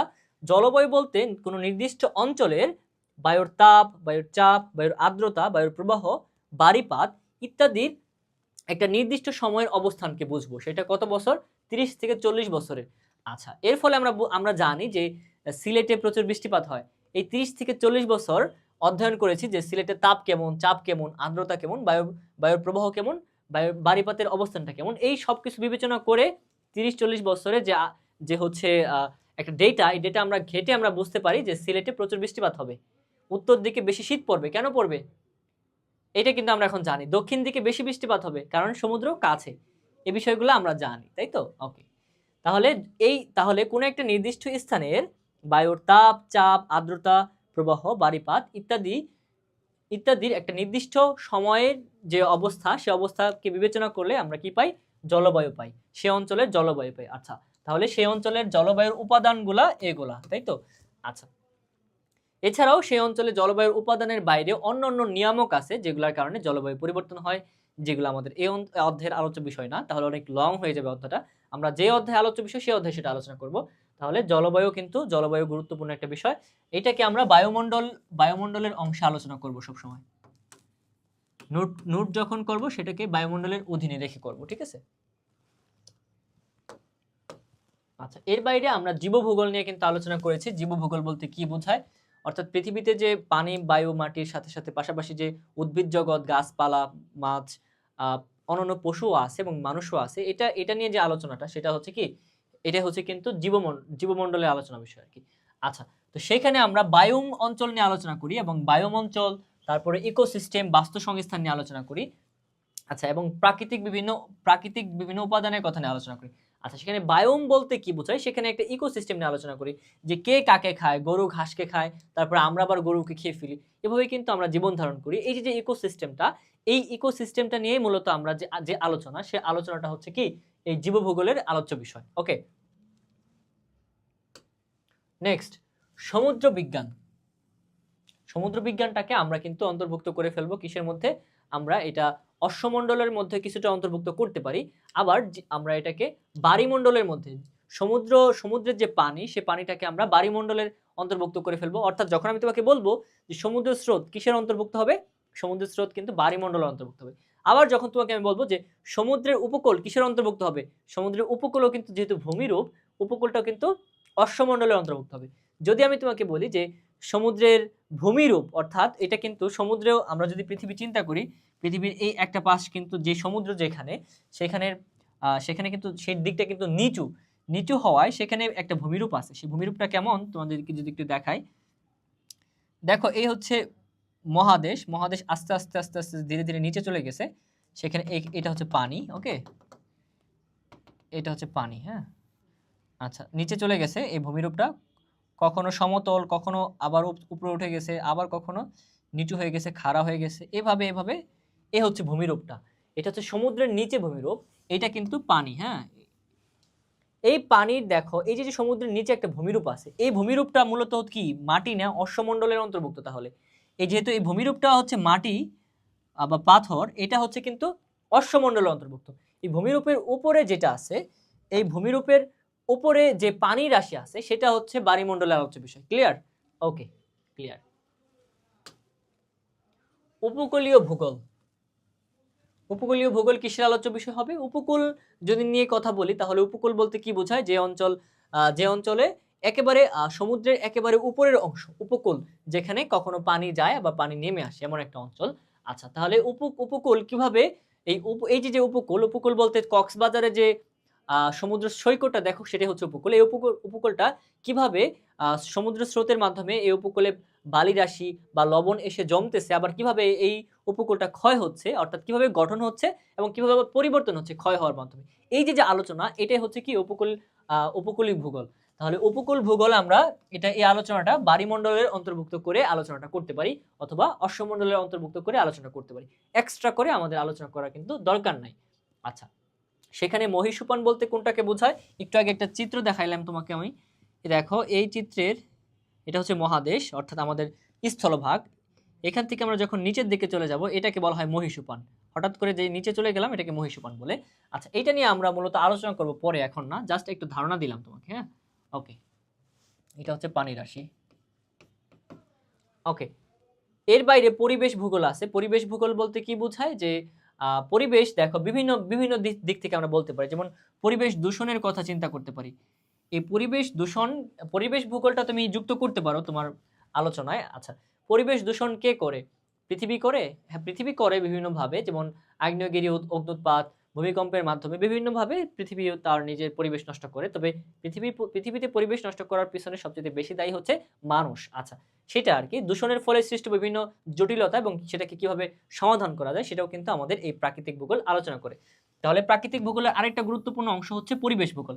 আমরা পরিবেশ ভূগোলটাকেও যুক্ত করতে পারি আমাদের নোটে। ওকে, আচ্ছা, আর উপকূলীয় ভূগোলটাকে কি আমাদের নোটে যুক্ত করব? না, যুক্ত করব না, কারণ অলরেডি এটা আমরা অশ্বমণ্ডলে অন্তর্ভুক্ত করে ফেলেছি। ওখানে আমাদের অলরেডি 4টা আছে, ওই 4টার মধ্যে এগুলো অন্তর্ভুক্ত হয়ে যায়। এক্সট্রা হিসেবে আমরা পরিবেশ ভূগোলটাকে অন্তর্ভুক্ত করতে পারি। আচ্ছা, যদিও এটা জীবমণ্ডলের অন্তর্ভুক্ত হয়ে যায়। আচ্ছা, তারপর অশ্বমণ্ডলের কথা বারবার আমি, আচ্ছা, এ পর্বে আমরা কি আলোচনা শেষ করলাম? এ পর্বে আমরা আলোচনা শেষ করলাম প্রাকৃতিক ভূগোলের বিষয়বস্তু। আবার আমাদেরকে কি আলোচনা করতে বলবে? যে প্রাকৃতিক ভূগোলের উপাদানগুলা কি কি, এটা একটু আলোচনা করো। দেখো, প্রাকৃতিক ভূগোলের উপাদান অশ্বমণ্ডল অলরেডি আলোচনা করা শেষ না? বায়ুমণ্ডল আলোচনা করা শেষ না? বায়ুমণ্ডল, জীবমণ্ডল, অলরেডি এগুলো বিস্তারিত আলোচনা করছো। বারবার একই কথা, আলোচ্য বিষয়বস্তু, তারপর তারপর হচ্ছে কি, তারপর প্রকৃতি, বিভিন্নভাবে কিন্তু একটা জিনিসই তোমার কাছে জানতে চাইছে, সেটা হচ্ছে প্রাকৃতিক ভূগোল কি। আর আমি তোমাকে বলেছি কিভাবে নোট করবা, তাই না? ওকে, আচ্ছা, উপাদানের পর এই পর্বে আমরা হচ্ছে, আচ্ছা আমি একটু সামারি করি। হ্যাঁ, আমি একটু সামারি করি। সেই সামারিটা হচ্ছে, আচ্ছা সামারিটা হচ্ছে আমরা একটা প্রশ্ন তৈরি করব। সেখানে একটা প্রশ্ন তৈরি করব যে ওভারঅল এতক্ষণ যা যা পড়লাম গ এবং ঘর জন্য, সেখানে গ এবং ঘর জন্য একটা প্রশ্ন, আমরা একটা সামারি তৈরি করি। বায়ুমণ্ডল, যে প্রশ্নটা আগে লিখি। হ্যাঁ, ওকে, প্রশ্নটা একটু লিখি। আচ্ছা, প্রশ্নটা মনে করো হচ্ছে প্রাকৃতিক ভূগোল। ওকে, যদি প্রশ্ন থাকে যে প্রাকৃতিক ভূগোল, প্রাকৃতিক ভূগোল নিয়ে যাই বলুক না কেন, তোমাকে লিখতে বলছে গ এবং ঘতে, মনে করো গ অথবা ঘতে, তখন তুমি একটা প্রশ্ন তৈরি করবা, দুইটা প্রশ্ন তৈরি করবা সেম জিনিস দিয়ে আর কি, উপাদান সেম। ওকে, আচ্ছা, তার মধ্যে কি কি উপাদান থাকবে তুমি অলরেডি জানো, বলো আমার সাথে, বলতে থাকো। অশ্বমণ্ডল, বায়ুমণ্ডল, বায়ুমণ্ডল, আচ্ছা আর কি, বায়ুমণ্ডল, আর হচ্ছে আরেকটা বিষয় হচ্ছে কি, জীবমণ্ডল। আচ্ছা, এখানে আরেকটা আমরা যুক্ত করব, সেটা হচ্ছে নভমণ্ডল। নভমণ্ডল, আচ্ছা, এখানে এর পাশাপাশি আরেকটা চাইলে আমরা যুক্ত করতে পারি, বাট এই 4টা হচ্ছে আমাদের মেইন। আর এক্সট্রা আরেকটা যুক্ত করতে পারি, পরিবেশ। আচ্ছা, তবে এটা আমাদের মেইন না, মেইন হচ্ছে উপরের 4টা। আচ্ছা, আর এভাবে এগুলো সম্পর্কে বিস্তারিত একটা লেখা তুমি লিখে ফেলবা, এবং সেটা তুলনামূলক লিখতে পারলে আরো ভালো, তাহলে একটা প্রশ্নের মধ্যে দুইটা চলে যাচ্ছে।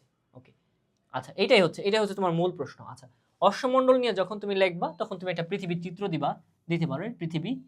পৃথিবীর এই ভাগটাকে আমরা অশ্বমণ্ডল বলি, তুমি একটু লিখে দাও, অশ্বমণ্ডল।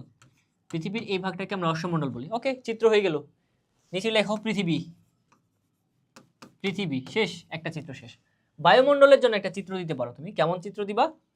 এইটা হচ্ছে পৃথিবী তোমার খাতায়, এটা হচ্ছে তোমার পৃথিবী। ওকে, এই পৃথিবীর উপরিভাগ, এই পৃথিবীর, আচ্ছা অন্যভাবেও দিতে পারো, জাস্ট একটা পৃথিবী আঁকতে পারো। পৃথিবী একে এভাবে দিতে পারো, এভাবে দুটো দাগ দিয়ে, এ হচ্ছে মনে করো তোমার বায়ুমণ্ডলটা তুমি দেখাচ্ছ, এটা হচ্ছে ট্রপোমণ্ডল, এটা স্ট্রাটোমণ্ডল, এটা মেসোমণ্ডল, আর দেখানোর দরকার নেই, এইভাবে দেখাইতে পারো। তুমি একটা মণ্ডলের নাম লিখতে পারো বা বায়ুমণ্ডলের স্তর লিখতে পারো। কি লিখতে পারো? বায়ুমণ্ডলের স্তর। ওকে, হয়ে গেল। আচ্ছা, তারপর যদি একটু দেখি আবার বায়ুমণ্ডল নিয়ে যদি তুমি লিখতে চাও তাহলে কিভাবে লিখবা? বায়ুমণ্ডল নিয়ে কোনো চিত্র তোমার জানা আছে? আছে কিন্তু। এইটা হচ্ছে অশ্বমণ্ডল, অশ্বমণ্ডল দিক থেকে আস্তে আস্তে সমুদ্র নেমে যাচ্ছে, এটা পানি রাশি, পানি পানি। আচ্ছা, আস্তে আস্তে বিভিন্ন অবয়ব দেখাইতে পারো সাথে সাথে। আচ্ছা, এটা হচ্ছে সমুদ্র। তাহলে তুমি বায়ুমণ্ডলের যে হচ্ছে 97 ভাগ পানি রাশি সেটাও কিন্তু তুমি দেখাতে পারতেছো। ওকে, আচ্ছা, জীবমণ্ডল আর দেখানোর দরকার না এক্সট্রা করে।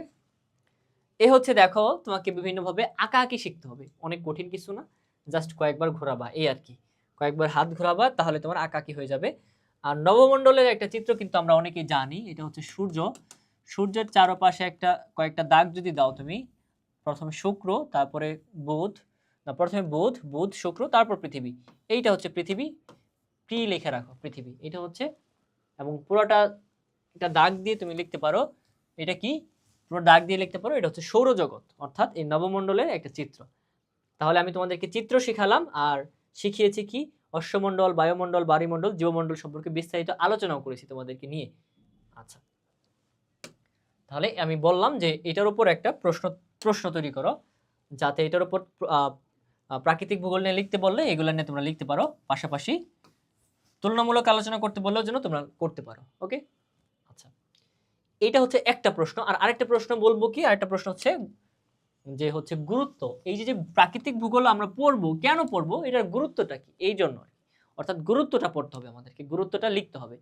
আচ্ছা, তো আমরা হচ্ছে র্যান্ডমলি অনেকগুলা গুরুত্ব দেখো, অবশ্যই আমরা পয়েন্ট আকারে অনেকগুলো দিব, যেমন পৃথিবীর জন্ম সম্পর্কে আমরা ধারণা লাভ করতে পারি, পৃথিবী কিভাবে তৈরি হলো, পৃথিবীর স্থলভাগ, জলভাগ। প্রথমে তো তুমি একটু বর্ণনা করতে পারো যে প্রথমে পৃথিবী ছিল উত্তপ্ত গ্যাসপিণ্ড, সেখান থেকে ধীরে ধীরে শীতল হয়ে পৃথিবী একটা একটা একটা পর্যায়ে কি হয়েছে, পৃথিবীতে আমরা জলভাগ পাবো, স্থলভাগ পাবো এবং বায়ুমণ্ডল পাবো একটা পর্যায়ে, তাই না? আচ্ছা, সেখানে জলভাগের পরিমাণ কত?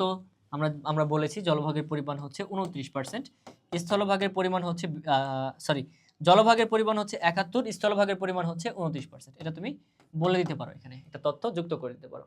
আচ্ছা, তাহলে পৃথিবীর জন্ম সম্পর্কে আমরা তথ্য পাই।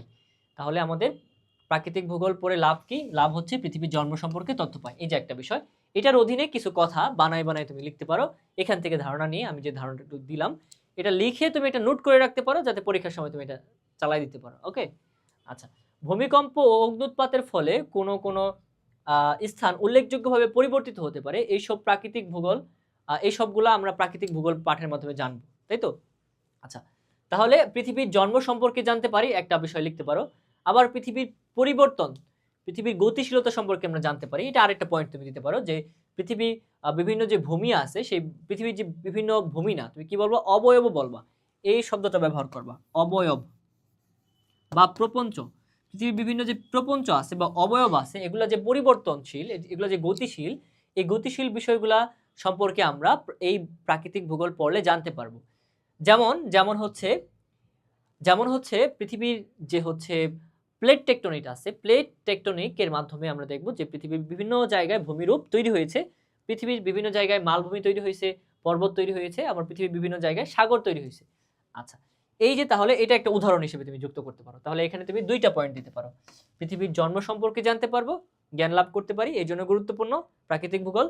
আচ্ছা, আরেকটা হচ্ছে পৃথিবীর গতিশীলতা সম্পর্কে জানতে পারি, এই জন্য গুরুত্বপূর্ণ। আচ্ছা, আর কি কারণে গুরুত্বপূর্ণ? ভূমিরূপ সম্পর্কে আমরা জানতে পারি, এই জন্য গুরুত্বপূর্ণ। আচ্ছা, ভূমিরূপ সম্পর্কে আমরা কি জানতে পারি? আচ্ছা, পৃথিবীর একেবারে যে কেন্দ্র, যখন আমরা প্রাকৃতিক ভূগোল পড়ব, পৃথিবীর একেবারে যে কেন্দ্র, এই কেন্দ্র থেকে একবারে এই পর্যন্ত আমরা জানতে পারবো।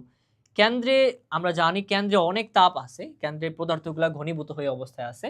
পৃথিবী যখন অনেকটা উত্তপ্ত ছিল তখন কি হয়েছে, যত হালকা পদার্থ ছিল সব হালকা পদার্থ পৃথিবীর উপরের দিকে চলে যেতে থাকে, পৃথিবীর উপরের দিকে, আর ভারী পদার্থগুলো জমা হয় কোথায়, পৃথিবীর একেবারে কেন্দ্রে এসে, তাই তো? আচ্ছা, এই যে পৃথিবী সম্পর্কে আমরা জানি আরো কি, যে এটা হচ্ছে কেন্দ্রমণ্ডল, তারপর এটা হচ্ছে গুরুমণ্ডল, এবং তারপর এটা হচ্ছে অশ্বমণ্ডল। এভাবে পৃথিবী সম্পর্কে আমরা জানবো পরবর্তী আমাদের পরবর্তী যে অধ্যায়গুলো আছে সেখানে, অর্থাৎ প্রাকৃতিক ভূগোলে। তাহলে প্রাকৃতিক ভূগোল যখন আমরা পড়বো তখন আমরা পৃথিবীর একেবারে কেন্দ্র থেকে একবারে পৃথিবীর গুরুমণ্ডল, অশ্বমণ্ডল এগুলো সম্পর্কে আইডিয়া পাবো। এই জন্য প্রাকৃতিক ভূগোল আমাদের কাছে গুরুত্বপূর্ণ। এই আইডিয়াগুলো পেলে কি হবে, অনেকভাবে বর্ণনা করতে পারবো। এই আইডিয়াগুলো পেলে এই যে এখানে যে খনিজ পদার্থ আছে, কয়লা, সোনা, রূপা, হীরা, এগুলো তুমি আবিষ্কার করতে পারবা। এগুলো আমাদের জন্য গুরুত্বপূর্ণ না? অবশ্যই গুরুত্বপূর্ণ। আচ্ছা, ভূপৃষ্ঠের সর্বদা পরিবর্তন আমরা জানতে পারবো, পাহাড় থেকে কিভাবে নদী হয় সেই ঘটনাগুলো আমরা জানতে পারবো। আচ্ছা, তারপর আর কি কি জানতে পারবো? সম্পদ, আমরা সম্পদ পাবো অনেক, একটু আগে বললাম যেটা খনিজ সম্পদ পাবো। আচ্ছা, তাহলে ভূমিরূপ সম্পর্কে আমাদের জ্ঞান লাভ হবে। ওকে, আর কি কি হবে আমাদের জন্য প্রাকৃতিক ভূগোল অধ্যয়ন করা কেন গুরুত্বপূর্ণ? বাড়িতত্ত্ব সম্পর্কে আমরা জ্ঞান লাভ করব। বাড়িতত্ত্ব বলতে হচ্ছে কোনটা? পৃথিবীর পানি রাশি, এই যে পানি, সাগর, মহাসাগর যেগুলো আছে সেগুলো সম্পর্কে জানতে পারবো। আচ্ছা, তাহলে এবং ওই জায়গায় বাড়িতত্ত্বে যে জীবমণ্ডল আছে সেটাও কিন্তু আমরা জানবো। আচ্ছা, এখানে একটা বিষয় কি দেখো, জীবমণ্ডলের সবচেয়ে গুরুত্বপূর্ণ, বেঁচে থাকার জন্য কিন্তু মাটিও প্রয়োজন, পানিও প্রয়োজন, বায়ুও প্রয়োজন। আচ্ছা, তাহলে বাড়িতত্ত্ব সম্পর্কে যখন তুমি বলবা যে আমরা প্রাকৃতিক ভূগোল এই জন্য পড়বো কারণ এ থেকে আমরা পৃথিবীর পানি রাশি, অর্থাৎ পৃথিবী যে তৈরি, পৃথিবীর মাত্র 29 ভাগ হচ্ছে স্থলভাগ, তার মধ্যে তো 71 ভাগই হচ্ছে পানি।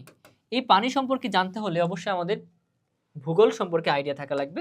আমরা একটু দেখে আসি, চলো।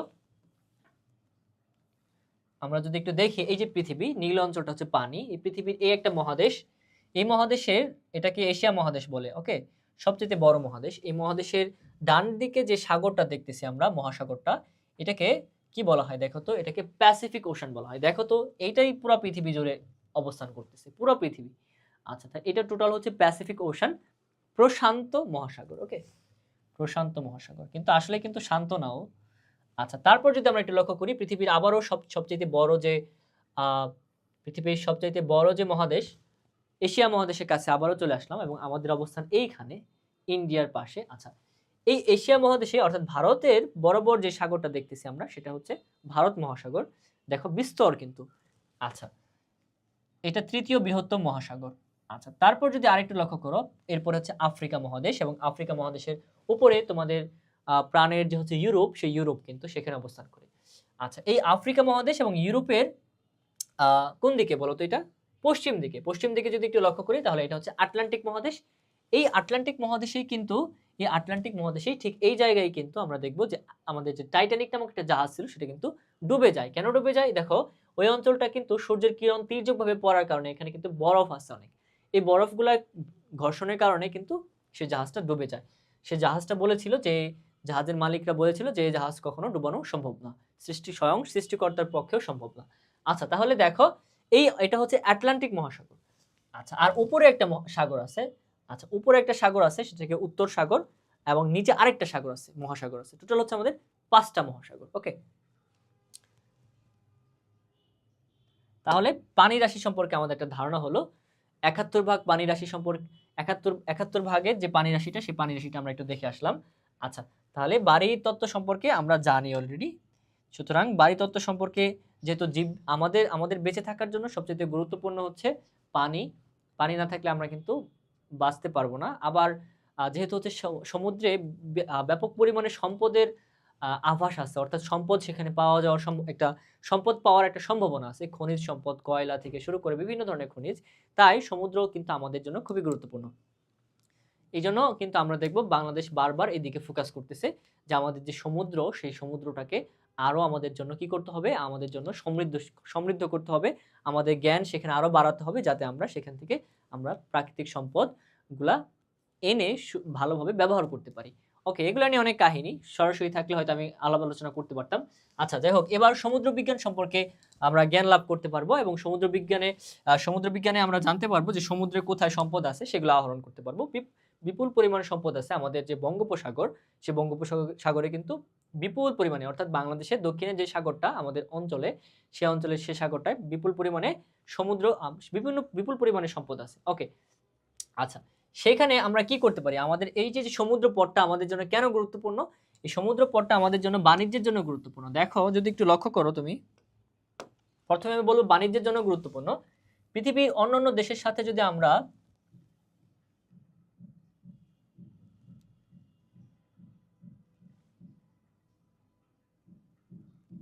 আচ্ছা পৃথিবীর অন্য কোনো দেশের সাথে যদি আমরা সম্পর্ক করতে চাই, এই যে হচ্ছে আমরা, তাই তো, এই আমরা পৃথিবীর অন্য কোনো দেশের সাথে সম্পর্ক করতে চাইলে সবচেয়ে সহজ পথ স্থলপথ হচ্ছে অনেক কস্টলি, জলপথ অনেক কম খরচে আমরা জলপথে কি করতে পারি, আমদানি রপ্তানি করতে পারি। তাহলে এই যে আমাদের পথ, এই যে আমাদের যে একটা বিশাল একটা বঙ্গোপসাগর আছে, এটা কিন্তু আমাদের জন্য গুরুত্বপূর্ণ খুবই। আচ্ছা এই বঙ্গোপসাগর দিয়ে আমরা কি করতে পারি, আমরা বিভিন্ন দেশের সাথে বাণিজ্য করতে পারি। তাহলে বঙ্গোপসাগরটা আমাদের কাছে এই জন্য গুরুত্বপূর্ণ।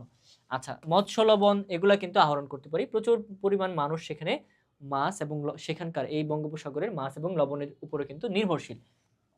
তাছাড়াও আমরা দেখবো আরো দুইটা তথ্য তোমাদেরকে দিয়ে রাখি, বিশ্ববিদ্যালয় পরীক্ষায় প্রচুর পরিমাণে আসে এটা। যেমন ভাস্কো দা গামা একজন ব্যক্তি 1498 সালে প্রথমে এই আমাদের ভারতীয় উপমহাদেশ নামক যে অঞ্চলটা, সে অঞ্চলটা আবিষ্কার করে। কোন দিক থেকে আবিষ্কার করে সে তো হচ্ছে ইউরোপিয়ান এই অঞ্চলে এই পর্তুগিজ নাবিক এই অঞ্চল থেকে তিনি যাত্রা শুরু করেন এবং নৌপথের মাধ্যমে এই অঞ্চলে যে আমাদের ভারত মহাদেশটা তিনি আবিষ্কার করেন। এর ফলে কিন্তু এই অঞ্চলের সাথে এই অঞ্চলে ব্যবসা বাণিজ্য শুরু হয় জলপথে। ওকে, এটা কত সালে, 1498 সালে প্রচুর বার আসছে। আর একটা তথ্য আসে, সেটা হচ্ছে ক্রিস্টোফার কলাম্বাস। ক্রিস্টোফার কলাম্বাস 1482 সালে 42 সালে এই তার আগে ভাস্কো দা গামার আগে তিনি কি করেছিলেন, তিনিও ভারত আবিষ্কার করতে চেয়েছিলেন, কারণ ভারত হচ্ছে সম্পদে পরিপূর্ণ একটা এলাকা ছিল। কিন্তু তিনি ভারত আবিষ্কার করতে পারেননি। তিনি এই অঞ্চল থেকে ভারত আবিষ্কার করতে এসে তিনি চলে যান এই অঞ্চলে ভুলবশত, এবং তিনি ভেবেছিলেন যে এটা হয়তো যেহেতু হচ্ছে পশ্চিম দিকে সে অগ্রসর হয়েছে, এবং তিনি ভেবেছিলেন হয়তো এটা হচ্ছে পশ্চিম ইন্ডিয়া আর কি। এই জন্য তিনি এই অঞ্চলটার নাম দেয় ওয়েস্ট ইন্ডিজ। এই জন্য আমরা জানি যে অনেক সময় আমরা দেখি যে ওয়েস্ট ইন্ডিজ নামক যে কালো কিছু প্লেয়ার আছে যারা হচ্ছে খেলাধুলা করে, আমরা যদিও নাম ইন্ডিজ অর্থাৎ ইন্ডিয়া হিসেবে শোনাচ্ছে, ইন্ডিয়ার পশ্চিম তীর, বাট কিন্তু ইন্ডিয়ার পশ্চিম তীর এটা কিন্তু ভুলক্রমে আর কি নামটা দেওয়া হয়েছে আর কি। ওকে, এই ঘটনাটা তোমাদেরকে জানাই রাখলাম। আচ্ছা তাহলে সমুদ্র বিজ্ঞান সম্পর্কে আমাদের আমরা যে ধারণা লাভ করব, এটার প্রেক্ষিতে আমাদের এই প্রাকৃতিক ভূগোলটা গুরুত্বপূর্ণ। অর্থাৎ প্রাকৃতিক ভূগোল পড়লে সমুদ্র সম্পর্কে আমাদের ভালো একটা আইডিয়া হবে। ওকে, আমাদের সর্বশেষ একবারে শেষ দিকে আছে আমরা আচ্ছা জলবায়ু তত্ত্ব সম্পর্কে জ্ঞান লাভ করব, এটা অলরেডি আমরা কিন্তু আলোচনা করেছি। জলবায়ু তত্ত্ব তাপ, চাপ, বায়ুর আর্দ্রতা, বায়ু প্রবাহ, এবং এর ফলে আমরা জানতে পারবো যে বাংলাদেশে কখন বৃষ্টিপাত হবে কখন হবে না, পৃথিবীর কোন অঞ্চলে বরফ পড়ে এটা আমরা ভালো করে জানতে পারবো, পৃথিবীর কোন অঞ্চলে মরুভূমি এবং মরুভূমিতে কেন বৃষ্টিপাত হয় না। আচ্ছা এগুলো আমরা জানতে পারবো। ওকে, এগুলো আমরা অন্য ক্লাসে আলোচনা করব। যদিও আমি বলেছিলাম মরুভূমিতে কেন বৃষ্টিপাত হয় না এটা বলবো, এটা তোমরা তোমাদের বন্ধুদের কাছে শেয়ার করতে পারো বিষয়টা। মরুভূমিতে বৃষ্টিপাত না হওয়ার অন্যতম কারণ হচ্ছে মরুভূমিতে যখন কিরণ দেয় সূর্য, তখন জলীয় বাষ্প সংগ্রহ করতে পারে না, কারণ ওই অঞ্চল জুড়ে কোনো জলরাশি নাই, জলীয় বাষ্প সংগ্রহ করতে পারে না। এর ফলে কি হয়, ওই অঞ্চলে বৃষ্টিপাত হয় না, সহজ কথা। ওকে, কিন্তু অন্য অঞ্চলে সমুদ্র তীরবর্তী যে অঞ্চলগুলো আছে সেখান থেকে সূর্য পর্যাপ্ত পরিমাণে পানি আহরণ করতে পারে। এই পানি আহরণ করতে পারার কারণে কিন্তু সেখানে বৃষ্টিপাত হয়। আচ্ছা তাহলে জলবায়ু সম্পর্কে অলরেডি আলোচনা করেছি এবং বায়ুমণ্ডল নিয়েও কিন্তু আলোচনা করেছি। এই বায়ুমণ্ডল নিয়েও কিন্তু অলরেডি আলোচনা করে ফেলেছি আমি। সুতরাং আমরা এক কথায় বলবো এটা যে যদি আমরা প্রাকৃতিক ভূগোল অধ্যয়ন করি, আমরা জলবায়ু সম্পর্কে একটা সম্যক ধারণা পাবো এবং বায়ুমণ্ডল সম্পর্কে সম্যক ধারণা পাবো। অর্থাৎ কেন গুরুত্বপূর্ণ এই বিষয়গুলো তুমি একটা নোট করো একটা খাতায়, এবং প্রশ্ন কিন্তু একটাই, তুমি এটা নিয়ে কিন্তু আচ্ছা বায়ুমণ্ডল সম্পর্কে একটু আলোচনা করে দিই, একটু ধৈর্য ধরো, একটু আলোচনা করে দিই। বৃষ্টিপাত নিয়ে তো তুমি জানো বায়ুমণ্ডলে বৃষ্টিপাত হয়। ওজোন স্তর বায়ুমণ্ডলের দ্বিতীয় নম্বর যে স্তর স্ট্র্যাটোস্ফিয়ার, অর্থাৎ এটা যদি বায়ুমণ্ডল হয়, এটা বায়ুমণ্ডল টপোস্ফিয়ার মনে করো, এটা স্ট্র্যাটোস্ফিয়ার একটা লেয়ার আছে, ওজোন গ্যাস নামে একটা লেয়ার আছে। আমরা এটা বায়ুমণ্ডল নিয়ে একটা অধ্যায় আছে, সেই অধ্যায়ে আলোচনা করব। এই ওজোন স্তর কি করে সূর্যের অতি বেগুনি একটা রশ্মি আছে যেটা আমাদের দেহে লাগলে আমাদের জন্য ক্ষতি হতে পারে, সেই রশ্মিটাকে শোষণ করে ফেলে। আচ্ছা তাহলে ওজোন স্তর কিন্তু বায়ুমণ্ডলের গুরুত্বপূর্ণ একটা আলোচনা। আয়ন স্তর নামে আরেকটা স্তর আছে বায়ুমণ্ডলে, আয়ন স্তর। হ্যাঁ, এই আয়ন স্তরটা কি করে, এই আয়ন স্তর আমরা যখন কোনো তথ্য পাঠাই, এই আয়ন স্তরে প্রতিফলিত হয়ে সেই তথ্যটা আবার আরেকজনের কাছে পৃথিবী যায়। অর্থাৎ এই যে আমাদের নেট ব্যবস্থা সেটা কিন্তু এই আয়ন স্তরটা খুবই গুরুত্বপূর্ণ ভূমিকা পালন করে। অর্থাৎ রেডিও যে ওয়েভ সেই ওয়েভটা আয়ন স্তরে প্রতিফলিত হয়ে আমাদের পৃথিবীতে আবারও ফিরে আসে। আচ্ছা, তাহলে এগুলা কিন্তু বায়ুমণ্ডলের আলোচনার বিষয় এবং এগুলো খুবই সহজ এবং মজাদার। অনেক এগুলো আমরা পড়বো বায়ুমণ্ডল যখন পড়বো। জেট বিমান যেমন মনে করো ট্রপোস্ফিয়ারে হচ্ছে যত ধরনের ঝড় বৃষ্টি হয়, এরপরে আর ঝড় বৃষ্টি হয় না। তাই অনেক সময় অনেক গতিতে যাওয়ার জন্য জেট বিমানগুলো কি করে, এই মণ্ডলের উপরে যে মণ্ডল আছে সেই মণ্ডল দিয়ে তারা ব্যবহার করে চলাচল করে। আচ্ছা, তাহলে আমরা বায়ুমণ্ডল সম্পর্কে বিস্তারিত জানলাম এবং তোমাদের একটা প্রশ্ন, তোমরা এই প্রশ্নটা সলভ করবা। অলরেডি আমি এই প্রশ্নের ক্লু তোমাদেরকে দিয়ে দিয়েছি। আচ্ছা, তারপর আরেকবার একটু আলোচনা করি যে জীবমণ্ডল কাকে বলে আলোচনা করতে পারবা এবং মানব ভূগোল প্রাকৃতিক ভূগোলের মধ্যে পার্থক্য চাইছে খ নম্বরে। আচ্ছা, তারপর যদি একটু বলি যে উদ্দীপকে বর্ণিত দর্শনীয় বিষয়সমূহ ভূগোলে কোন শাখার আলোচ্য বিষয়, সেখানে কি কি দেখেছে তারা? তারা দেখেছে পাহাড়, সমুদ্র, জলপ্রপাত। আচ্ছা, তাহলে পৃথিবীর বিভিন্ন ধরনের অবয়ব দেখেছে। দেখো একটু লক্ষ্য করো, পাহাড় অর্থাৎ অশ্বমণ্ডল দেখেছে, সমুদ্র অর্থাৎ বায়ুমণ্ডল দেখেছে, দেখো জলপ্রপাত। আচ্ছা, সবকিছু মিলিয়ে ঝিলিয়ে তুমি তিনোটা বিষয় মাটি নিয়ে আলোচনা করতে পারো, সেখানে বায়ু নিয়ে আলোচনা করতে পারো, বাড়িমণ্ডল নিয়েও তুমি সেখানে আলোচনা করতে পারো। ওভারঅল যে আলোচনাটা গ নম্বরে আমি বারবার তোমাকে বলেছি সেই আলোচনাটা করতে পারো।